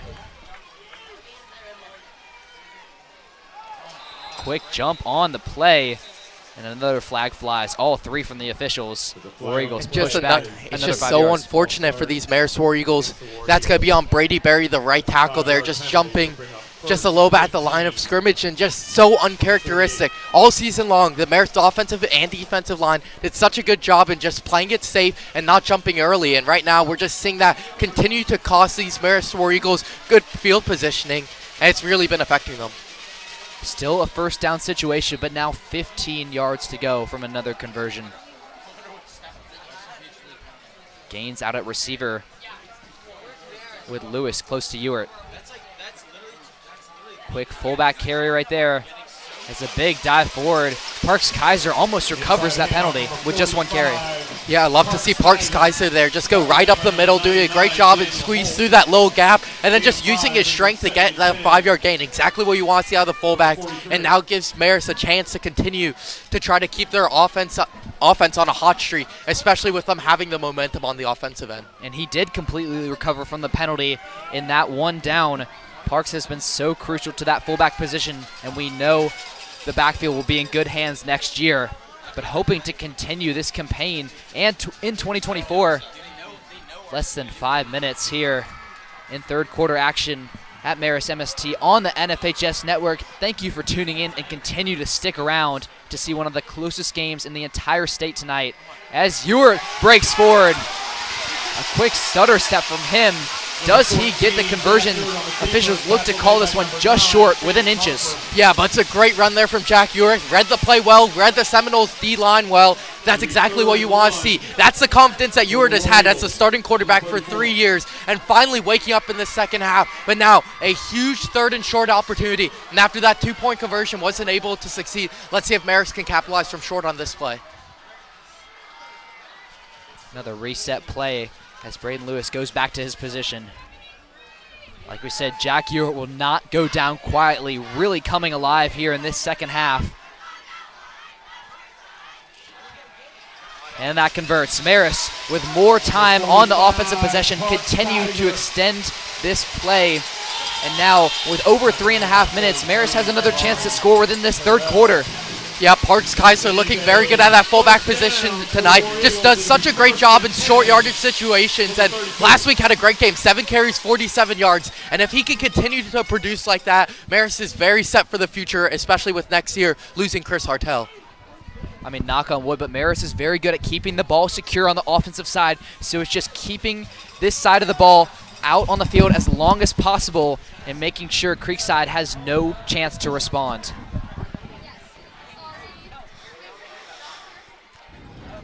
And Jack Ewert with the fake, spins off his first tackle and brought down, continues to extend the play now at the 26-yard line. And Jack Ewert is not afraid to take a hit. We've said it so many times, just embracing 2 right there. I mean, this is the opportunity to take every yard you can get. Jack Ewert, potentially your last game as a War Eagle, a guy who's been playing quarterback for 3 years now. Got to be able to just absorbing every hit he can, trying to make the most of every play. Clock continues to wind. This is what the War Eagles want. Jack with another breakaway. Huge head-on-head collision against Zach Carter, and Jack wins that one, continues to push forward. Now Marist within the red zone. And you gotta love that mentality of no fear. I mean, Zach Carter, this is not a small cornerback. He stands 6'3" and 180 pounds. And Jack Ewert just kind of runs over the lowered head of Zach Carter there. And that's just raw energy. Jack Ewert, 5'8", like you said, going against a 6'3" guy. Just hitting him like a bullet. 1st and 10, starting at the 14. Play is called. Jack Ewert drops that ball, but recovers it quickly. I almost just jinxed it. I mean, I even said knock on wood, but War Eagles continue to secure the ball. Loss of back 2 brings up 2nd and 12. They only lost 2 in that play, but now a 2nd and 12 situation. Yeah, not too bad there. We're still in perfect range for Drew Linehan, but you don't want to resort to that kicking option. If Marist can continue to go up, that would be incredible here for these War Eagles. About 90 seconds left before we head into the biggest quarter of the Marist season. Parks Kaiser out far right as he goes into motion. Ewert fakes the pitch, and an easy play for him. Reads this play well and beats his defender out. Now spotted at the 5-yard line, just short of the first down. But Marist about 1 yard to go from another first and goal. Looks like it could have been a designed run there, but regardless, that was a nice play there from Jack Ewert. Coach Etheridge drawing up a nice little different look there on offense, putting Parks Kaiser in motion. And now he's able to get the big Chris Hartzell back in there for a 3rd and 1 situation where this offensive line's going to have to really fight to get this yard here. And the push works. Marist hops over that defensive line and continues to extend this play. Yeah, Ewert left no room for error, no margin for error on that play there. He knew his offensive line was going to work, but he decided to just take that one into his own hands and just leap over the line there. 3 yards to go from another War Eagle score. We know Ewert and his offense lives for these moments. A close game with a chance to bring it to their side of momentum. Clock continues to roll. Hartel pushing this one forward. He gets about a yard or two, just short of the end zone, but Marist still with ample room to work with. Yeah, probably the last play before looks like it will be the last play before the 4th quarter here. Gonna switch sides once again. But wow, what a way to come alive for this War Eagles offense. Those multiple good plays that they strung together. You gotta love it. And you gotta love high school football. 4s go up here in Hughes Spalding Stadium. A win-or-go-home situation here for both teams. And Marist with a chance to have the biggest game of their season. We will send it down to the field with Harper Jane Lane and Morrison Braley. Guys, what do you have for us? Hi, we are back with your end of quarter report. Usually, Touchdown Taco are the only people to show up early to these games, but this time, families and students all showed up early and packed the stands. For this game, 7th and 8th graders were allowed to sit in the stands, so the student section is completely packed right now. The War Eagles must have had an amazing pep talk at the end of the half because they completely turned the game around in the 3rd quarter. Trace Gaines started off the game amazing with a touchdown within the first 2 minutes. Jack Richardson and Noah Garrick had great sacks during the 3rd quarter. Jack Ewert continued to have a great offense this quarter. The theme for the game is ski, which is perfect for the cold weather. This game, the 7th and 8th graders were allowed to come into the student section to help support. And the end of the score at the 3rd quarter is 14-12, Creekside. Go War Eagles! All right, great stuff, ladies. And like you said, usually Touchdown Taco, the only guys to show up early, but this entire stadium was packed around 6 o'clock. Marist showing up early, and they know how important a home field situation is. As these War Eagles start with 2 yards to go from another score and another 12 minutes of action here on the NFHS network. Now within inches, stopped at the 1. Jack Ewert with the hop over the line, just short of the end zone. Yeah, just a QB keeper play, and why not run it back? It's so dominant with a team like the Philadelphia Eagles. I think the Marist version of it also works to great success. You have 2 downs right here, and this Marist War Eagles team needs 7 on the board. How can you capitalize in this situation, and can Ewert be able to lead this team in a huge 3rd and 1 situation and put this one in? The biggest play of the game, 3rd and goal. All one's on the line, and Marist pushes it forward. That's going to go up. 2 officials' hands raised in the air, and another 6 on the scoreboard for Marist. Now taking the lead, they have the chance to pull off the perfect comeback story. We saw 3 predictions for this game. 2 of them couldn't even project a winner. They just said this game was a toss-up, and the other one gave it to Creekside. But now Marist going against all odds, up 4 points with Drew Linehan having a chance to make it 5. And right now it seems like they're going to have their offensive unit to try and make this a 20-14 game against Creekside. Jack Ewert last time pitches the ball outside of Trace Gaines when he is stopped by 2 Creekside defenders. Marist cannot allow these situations, as that would just be a cost of 2 points if you miss 2-point conversion attempts. Like you said, Marist with a chance to extend this to a 6-point lead. Ewert fakes the handoff twice, and there's an easy trick play right there. Great stuff from Coach Etheridge. Does he get it? Officials call it good. Jack Callahan rising up to the occasion and bringing in another 2 points. Marist now up 20-14. And Chadwick going deep into his playbook to run that play, and Jack Callahan beating it to the edge. Now, the big thing about that touchdown there is that makes Team 112 the highest scoring team in the history of the Marist War Eagles. Such a dominant team on the offensive end, and they have shown that in the second half of this football game, where they have been truly impressive to get this lead back against Creekside and get the fans back into this football game. History being made in Hughes Spalding Stadium, the most points scored in an entire season. They also had the most points scored in an entire regular season with 459, the previous record being 454 by the 1999 team.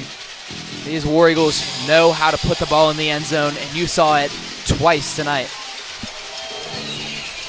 And let's hope just one time this Marist War Eagles team can get a 3 and out to start this drive. You need to allow Creekside to even attempt a punt, as we haven't had a chance to really see him punt. During the warm-ups, he wasn't able to punt it past 20 yards. So Marist needs to pin the back, and you got to look at someone like Jack Richardson, who did such a great job in that last drive, getting that tackle for loss, and being that real X factor on the Marist defensive end. Like you said, it just cost them another score right there. Creekside having to go for it on 4th and 7, starting at like the 40-yard line. Marist able to recover that one quickly with a huge stop. Like you said, no chance to punt, but also no chance to return for Dylan Vickerson. We've seen him have a lot of explosive plays against this Marist defense. And Drew Linehan starting this offense for the Seminoles out at the 20-yard line. This is what you live for college or for high school football. As a Marist fan, you don't get used to too many close games. But this is electric. Flag on the play, it's a delay of game against the Seminoles. Delay of game against Creekside, and this is where the loss of composure plays into effect. We've seen so many teams crumble when Marist has the lead. This is a team that will fight tooth and nail against these offenses and defenses and wear them down to the point of break. Caden Benson keeping this one on his own, and he's met quickly. 1 yard of gain. And a huge spot-up tackle right there. Parks Kaiser able to rush in quickly. And what a stop from Parks Kaiser. He's able to just shed that block there, get out to get his arms out there and be able to bring him down. That's an elusive quarterback in Caden Benson, and that's just a better tackle there from Parks Kaiser. That happened to be a loss of 2. Official spotted this one a lot farther back. Creekside on their own 18. All receivers out wide. Benson with another keeper and a huge stop. No one else than Jack Richardson flying in on the play. Also on the tackle, number 55, Owen Nolte. Gotta love him getting involved there, this defensive line. You remember Coach Djax, he said he really was emphasizing the pressure. And I think Marist really took that into account. Maybe they talked about it at halftime, but Marist has really been able to bring in some nice pressure here, be able to make it a little bit more difficult there for Caden Benson. Now 3rd and 11. The biggest play for Creekside so far. Benson looking to air this one out, has nowhere to work with. Pressure in the backfield, and he's dropped. A flag on the play. Jack Richardson with a possible face mask. It looked like some sort of horse collar face mask kind of call. 2 flags fly immediately.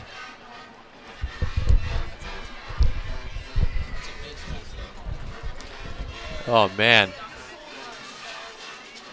This would be a huge situation here for the War Eagles, as they would have to work with another 3rd and short situation. They do call this one a face mask. But even so, these defensive ends have been absolutely exceptional across the entire season. 15 sacks, 23 tackles for loss. The 2 juniors just lighting it up on the defensive side. However, it will be a 1st and 10 here for Creekside. Nevertheless, Hughes Spalding Stadium erupting in cheers right now. Marist side trying to fire this defense up. Quick pass is completed and wrapped to the ground quickly. Big tackle right there. Looks to be Dawson Bateman. Corey Mims on the catch. Jude Norton also on that one. And like Greco has said before, one of my favorite sayings from him, all blue hats to the ball. These War Eagles have so many assisted tackles for a reason, and it's because all of them are able to help each other out. Such a unified force on this defensive side. Caden Benson with a keeper, and he looks just short of a first down, I believe. Yeah, this Marist team, especially in such a crucial drive. You know, with this Creekside team, they're going to try to run the football. They're trying to control the clock, and being only down by 6, if they're able to put a touchdown in, you put them up by 1. But this Marist War Eagles team all year long runs gassers. They work throughout the summer. This is their moment to show if all that training can pan off. Benson with nowhere to work with, and he's wrapped to the ground, forced to the turf. Henry Utch as well as Jack Richardson back out there on the play, trying to redeem himself. Just short of another first down, and now 4th and 2. Marist has already had 1 4th down stop in this game, hoping to do it again. Yeah, they're not going to punt this football. And you see Austin Sperry into the game. We're going bulldog formation, 5 linemen at the front, and let's see if you can contain Benson. This might be the first time we've seen Sperry on the defensive side. A timeout on the field for these War Eagles. But like you said, trying to just get as many big people on this defensive line, just win the battle in size. Especially in this big moment. 4th and 2, a Creekside team is not going to attempt to try to punt this ball. We've seen that early on. You stop them. Marist is in Creekside field positioning with under 9 minutes to go. And with the way this Marist offense is looking, you want to be the team with the lead, slow down the clock, and let Jack Ewart 3-4 downs, continuing to move the sticks to knock off 4 to 5 minutes off the play clock. But all starts with the defensive line and containing Benson on this 4th down. And if the Seminoles turn over the ball twice with more than 50 yards to go from the end zone, this could seal the deal for Marist securing a win. Still up in the air right now, a 6-point game with more than 8 minutes left in this matchup. But nevertheless, the biggest play of the game so far. Austin Sperry doesn't look to be out there again, but like we said, Noah Garrick, the outside linebacker, fighting through this injury. You see him hobbling around a little bit, but when the snap calls, he is full 110% effort. Mim gets this one, and the pass is completed. Caught in by Dylan Vickerson. Nobody there to tackle him, and he breaks away once again. Wrapped down at the 30. He was potentially tackled at their own 45 and just picked up another 25 yards after that. It's a great play call from Creekside. The 1v1 little curl route on the sideline, just being able to complete it. But then the problem that has been with Marist through the entire first half, not making the play on Vickerson, not making the plays on Benson, and this team in Creekside is making us pay. Handoff to Corey Mims. Misses the first tackle, and a second is brought down. Marist just has to complete wrapping down these players. We saw this in the BT scrimmage earlier this year, where they were just impatient and a little bit jumpy when they were trying to wrap down these opponents. Now they just have to get back into their momentum and keep this composure on the defensive side.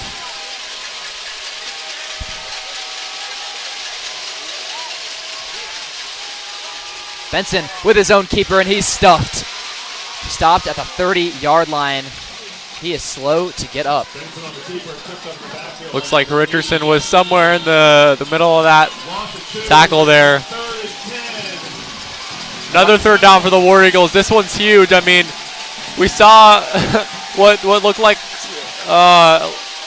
not that great of a leg back there at kicker. So if Marist holds him here, might be a little bit more difficult. The Western Kentucky commit with a 9-yard reception, 1 yard short of another conversion, and now another time where this is the biggest play for Creekside. Still out of field goal range. They are going for this one. 7.5 minutes left in this fourth quarter. Benson lining up his offense. Takes a snap low and a quick pass. It's the exact same play on back-to-back times, and Dylan Vickerson moves these chains now at the 15. I mean, it's just excellent recognition there from Creekside. Dylan Vickerson, Marist gave him a little bit of space there on the outside, and if they're going to do that. Just a little tight curl there. Get them wide open. All they need is 2 yards. Jack Ewart checks into the secondary for James Lasco. Trace Gaines still out there as well. Another low snap. This one, Benson gets stopped at the 10. Huge 4 to 5 yard pickup from him, and this quarterback has just been that extra leg here for the offensive drive. Parks Kaiser there to stop him before another huge pickup, but that still just creeping closer to that end zone. Ball on the 11. Airing it out, and that's caught. Wow, what a catch. Between 2 defenders, Dylan Vickerson, that 4-star showing why he is the best receiver Marist has faced so far. The most yards from a receiver that is a D1 commit against these War Eagles. And Caden Benson put a lot of heat behind that throw there. Gets it to Dylan Vickerson in time before Marist is able to jump up there and break up the pass. This great play there by Creekside. All really parts of it worked. The pass protection was there and the throw was there as well. Now a 20-20 game. Score is all even. We've seen a couple of block kicks before. Let's see if the War Eagles can pull this one off. A high snap, and that one barely gets through the hands. The extra point is good. Extra point goes. Now Creekside up by 1. 6 minutes and 30 seconds left in this game. Well, this is just enough time here for the War Eagles to take a normal drive here without really worrying too much about the clock. And now we have the trivia answer. The last time Marist played in the state championship was 2020 against the Jefferson Dragons. Thanks to all of our correct answers, Catherine, Joan, and Milsey Gruhl. Shout out producer Jack Gould for the full family repping out on this trivia night. Right for Monzo also getting it right. Shout out Coach Hall, one of our most active listeners, as well as Jack Mount, Al Nicholson, Alex Bach, Davis, Duffy Jones, Trey White, Michael and Kathy Owens, Mr. Field, Graham Burr, Mr. Micah Aiken, Sarah Davis, Dell and Jamie Ross, Brennan Hillman, and Adena Howell. So a lot of great Marist faculty and staff, as well as some alumni. Shout out former MST member Alex Bach for all getting the trivia answer right. Thank you for playing our last trivia ever here in Hughes Spalding Stadium. Whether we win or lose, this is the commentator's last time being able to call a football game. Yeah, and it would definitely be a nice way to go out if the Marist War Eagles were able to pull this one out. But, I mean, what another great semifinals matchup. Last year against Thomas County Central came down to the last minute. Same thing here at Hughes Spalding Stadium with Creekside putting on an offensive showcase led by Dylan Vickerson. Now, the War Eagles, 6 minutes and 30 seconds remaining, will get the ball back and need to have a long drive where they're able to dominate the defensive line and have Jack Ewart lead this team into the end zone again. These Final Four matchups at home never disappoint. Like you said, Thomas County Central, still to this day, the most fun game I have ever called, regardless of the sport. I mean, that was just a thriller, and we have a chance to pass that now if Marist can pull out a great victory. Another potential onside kick here for Creekside, and if Marist has a good return, they could be within 50 yards of another score. And I assume they're not going to go back to the onside kick. It's going to be a kick probably towards Brock Berge again. So how can Marist capitalize on the good field positioning, and can we return it into Creekside territory to allow Jack Ewart better field positioning to let his offense be able to get their lead back? Lewis and Gaines both in the backfield to return in case anything bounces too far. Like you said, Brock Berge already 3 returns of his own this night.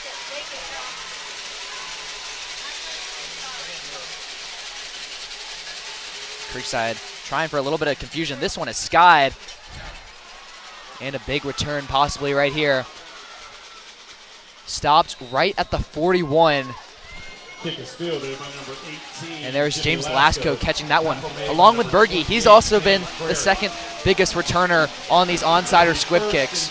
Yeah, especially when you play against a Creekside team that doesn't have a great kicker. They're always going to aim to hit it to that second line because those aren't the main returners like a guy like Lewis or Gaines who can really make a kickoff team pay.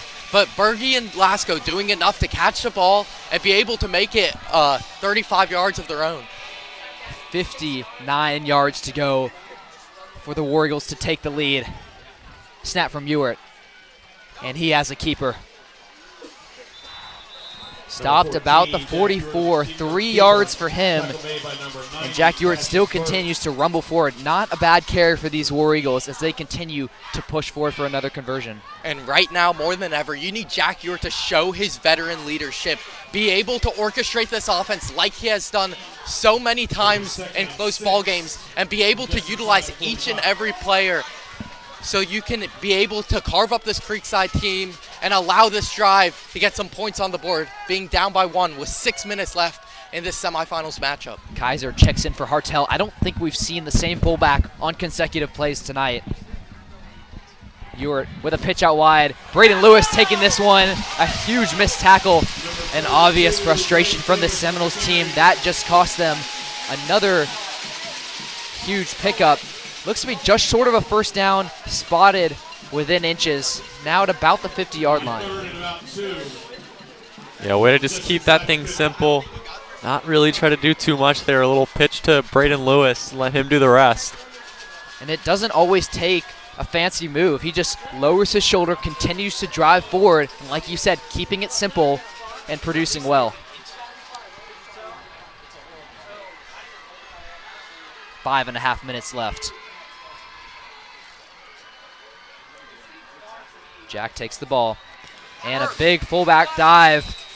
That looks to be converted. Officials just spotting this one to confirm. Do they get it? And they do. Another rumble forward. Marist keeps the offense alive. And this Hughes Spalding Stadium is the loudest I've ever seen. First and 10 from the Seminoles 49. What a play there from the War Eagles. I mean, I just love Parks Kaiser's game. He has been able to be so productive. Shout out to the student section. This is the longest I've seen the Spalding packed, and obvious reasons. I mean, a 1-point game with a chance to go to the bends. The fullback bulldozing forward. Another huge pickup. Parks Kaiser really being explosive from the backfield. One of the smaller fullbacks we've seen in recent history at 5'9", 180 pounds, but he moves like an absolute bullet train. Another 5 yards for him. Yeah, this fullback room is not completely decided for next year, but it's really good to see Parks Kaiser come in here. He's definitely earning a lot more snaps for next year.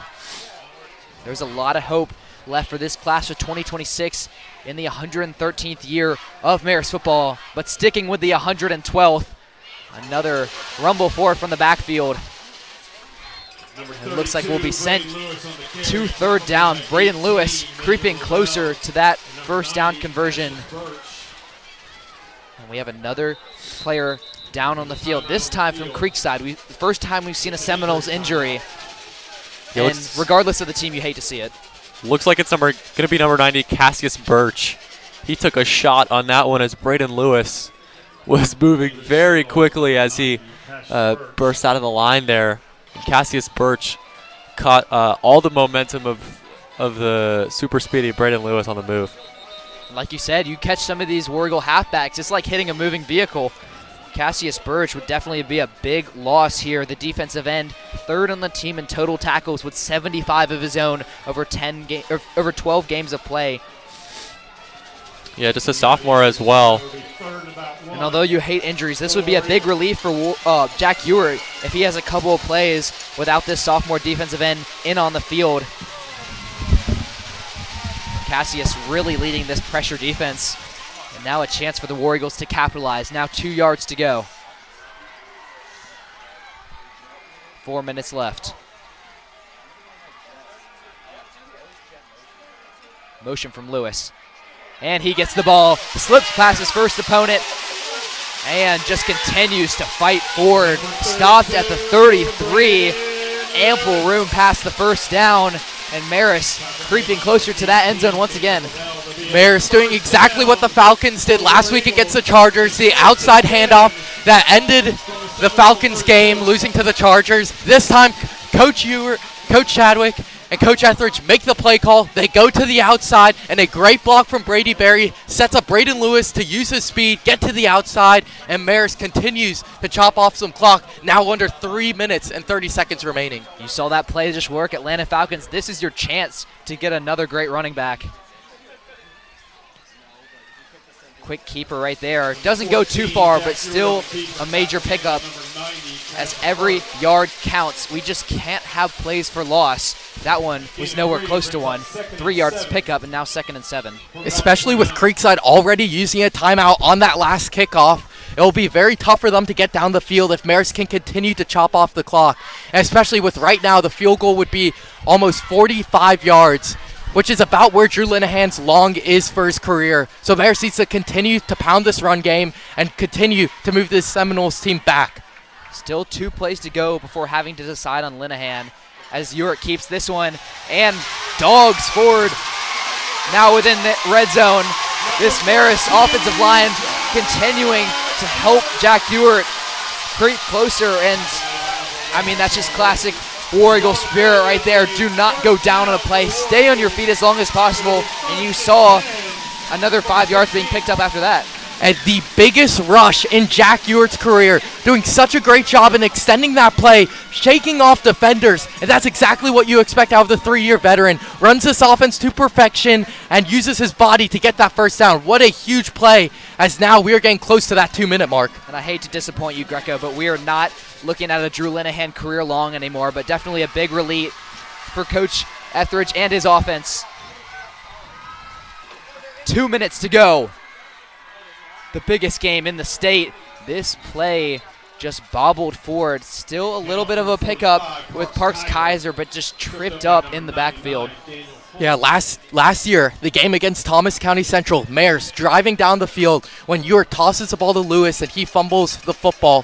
Right now, Marist has a chance to drive down the field, but this time, try to change the narrative. Can Marist be able to stay good in the clutch and continue to knock off clock so they can pull off their first game ever in Mercedes-Benz Stadium?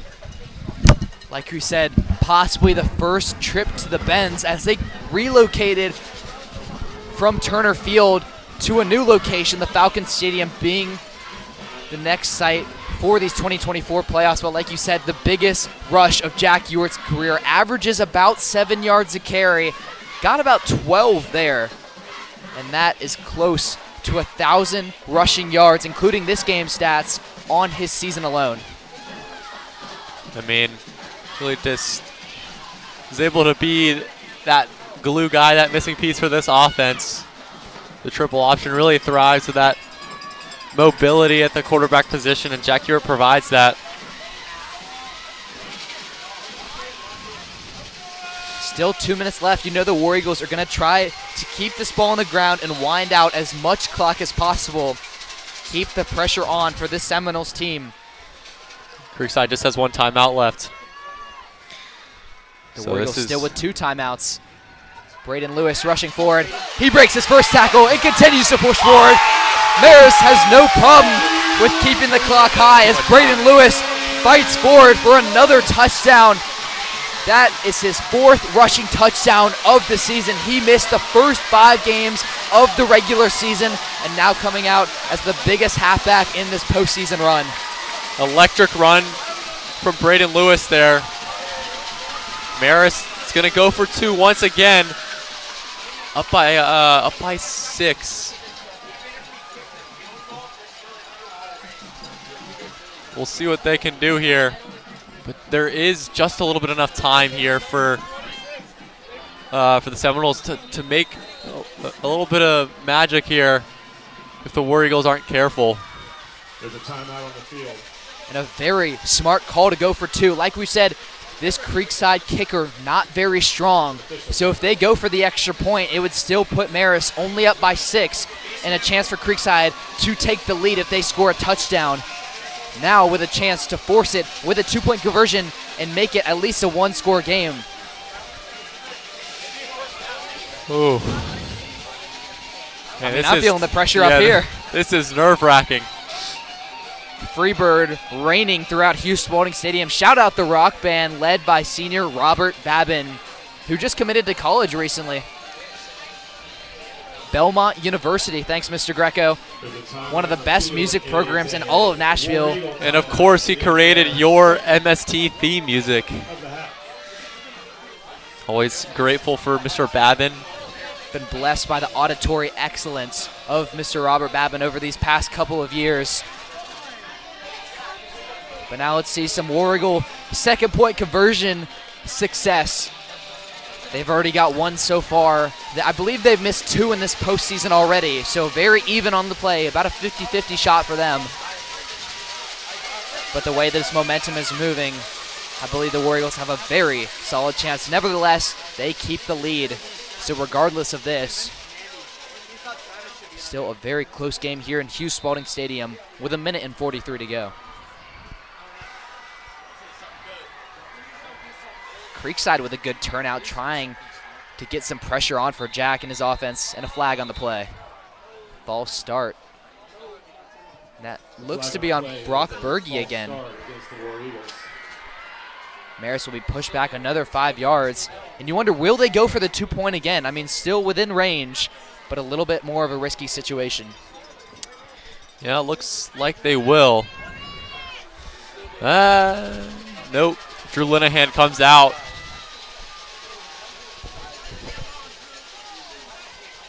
Not really sure. I mean, I guess this puts Creekside in a position where they do have to hit the extra point after the touchdown to pull away the win, but I don't know. I feel like I would still probably take try to attempt the 2-point conversion here. There we go. Kick is up and good. Marist takes a 6-point lead, but like you said, that last time Creekside had to put up an extra point, the snap from the long snapper was very weak. The placeholder really had to recover from that one, and they barely got that one off with Jack Richardson creeping closer to the kicker. But now, the biggest time for the War Eagles defense this entire season. These War Eagles exited the semifinals last year and a chance to extend it to the Benz this year. And a little fun fact for you, we talked about a lot of stats, but more history. If this class goes to the state championship and ends up pulling out a win, the class of 2025 will be the only senior class to see 2 state championships within their time at Marist. We saw that last one, like you saw in the trivia question, in 2020, pulling out a victory against the Jefferson Dragons. Still a ways to go from a state championship win with over 100 seconds left on the clock. Linehan's kick is up. Skies looks to be just short of the end zone, but it bounces in. And this is it, ladies and gentlemen. This defense has got to be picture perfect. And of course, Jack Ewert's going to be out there trying to make that happen. And you know what, Nicholas? I think in our commentating careers, we've been pretty unbiased. But you know what? It's done with being unbiased. I'm going with Marist all the way. We have to pull out this win. Our last game at Hughes Spalding Stadium and our last game commentating ever. If we could end out with a victory, possibly the greatest moment in Marist football history. Motion from Mims. Benson looking for his target. No one to work with as he just tosses this to the sideline. Mims working as he dashes down the field. Brought out a little bit past the 40. This was all going to start with the secondary. It is a secondary that has been exposed in each and every playoff game this year. Can they stay disciplined? So much talent on this Creekside offensive end. Eric Paul, Dylan Vickerson. But can you allow just enough time for the defensive line to make plays at Benson and finish this football game so they can head to the Benz? Spalding is packed. The loudest I have ever heard a home field situation here for Marist. Benson setting up his offense. Potentially a false start. Nothing called just yet. Benson takes the ball. Trying to find an option. And he's dropped quickly. Huge spot up play. Max Mraz, the biggest moment of his career. the student council president showing his school spirit for the Marist War Eagles right here, right now. Exactly what you want out of the outside linebacker, who has been terrific, filling that void at outside linebacker this year. And what a play there to stop Benson from getting positive yards. Mraz bleeds blue and gold, and that excitement was shown right there. A minute and change left in this game. Tracked down again, and Garrick pushes him down. Forced to the turf. Noah pushes him with a tackle for loss of more than 10 yards. And look at the outside linebackers go to work. Noah Garrick, he gets injured in the first half. And what you think is an ankle injury, he comes back into the game, back on the defensive end, and shows us why he's such a crucial part to the Marist War Eagles. What a stop there.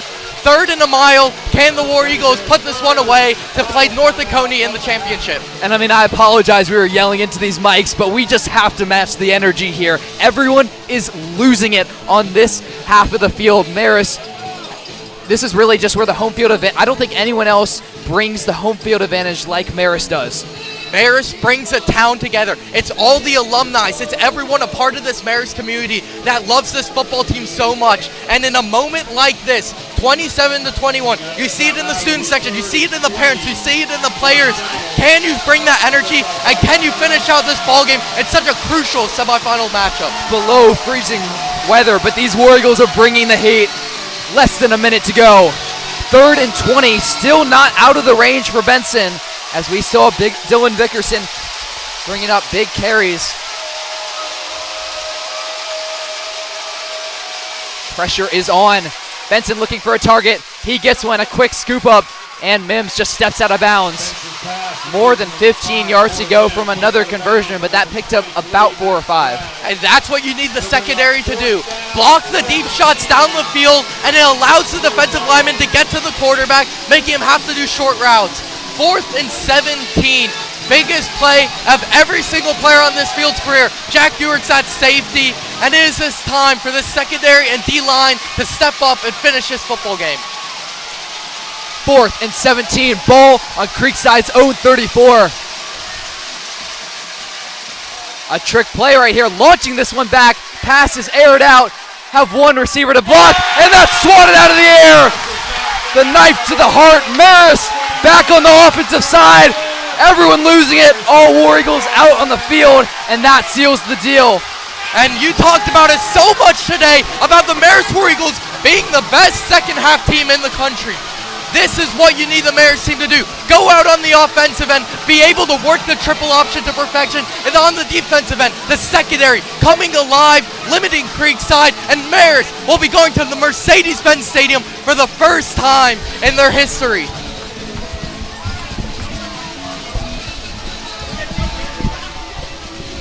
On the other side of the bracket, North Oconee currently up 20 against Blessed Trinity right now. So that looks to be the potential matchup next Monday, December 17th, I believe, at 7 p.m. in Mercedes-Benz. The War Eagles taking a knee. A couple more plays to go as the clock continues to run. Creekside with no timeouts left. And that'll do it here in Hughes Spalding Stadium. The most electric play in the last decade for Marist. These War Eagles choke out the Creekside Seminoles, going back-to-back on semifinals wins in the last 20 years.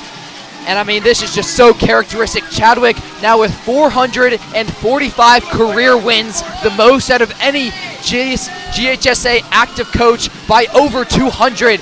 Absolute dominance. Wow. I mean, I don't even know how to describe what came over these War Eagles in the second half. They were down 8 points and everything turned around. These War Eagles really came alive. What a stop on defense there. That last defensive possession was their best of the entire game. And usually we end it right about here, but like we said, win or lose, this will be our last game ever calling for Marist football. Usually this would be the last time calling of the season, but this MST program has really built the ground up for all sports coverage here at Marist. So we will be back for basketball, baseball, soccer, lacrosse, and wrestling. A lot of great action here for Marist sports. But I mean, 6 years in the making. I know you two have been here 5 each. I don't think I've missed more than 2 Marist games here in my time with the War Eagles, and it's just been a privilege and a pleasure here to call games and serve the broadcasting team at MST. Yeah, a lot of thank yous to everybody. I mean, especially Mr. Tufts really came in here these past few years, and he's given us so many opportunities. And I mean, this is what it's like coming to Marist, man. You come here and you get into many opportunities you didn't know existed, and here we are in a really good sports broadcasting program. I'm super thankful for that. Yeah, you gotta love this Marist community. It all starts with your support. Being able to cheer us on, be able to help the Marist MST program, and we've got to see so much growth in the club, whether it be with game day or all the other fun activities Marist Sports Telecast has been able to expand to. And you got to give credit to this Marist football team that was able to come out with a win and end our broadcasting career on a high note. And I mean, the perfect high note to end it on, like you said, really bringing the great stuff with this high school game day. We have been broadcasting since about 7 a.m. this morning. Had to set up, get ready, and I mean, it's just been the best week in my life for Marist football. I am just so impressed by this team and by us here for the seniors. Thank you to everyone who has served here for MST. Nicholas Kuipers, 5 years, myself 6, Ryan Greco with 5 as well. Thanks to Mason Ashby with 4, Mr. Michael Romano with 2 on his own, and also Jamie Salkus on the sideline with 2 years of MST. For the final time, this will do it here in Hughes Spalding Stadium. Once again, I'm David Owens with Nicholas Kuipers and Ryan Greco.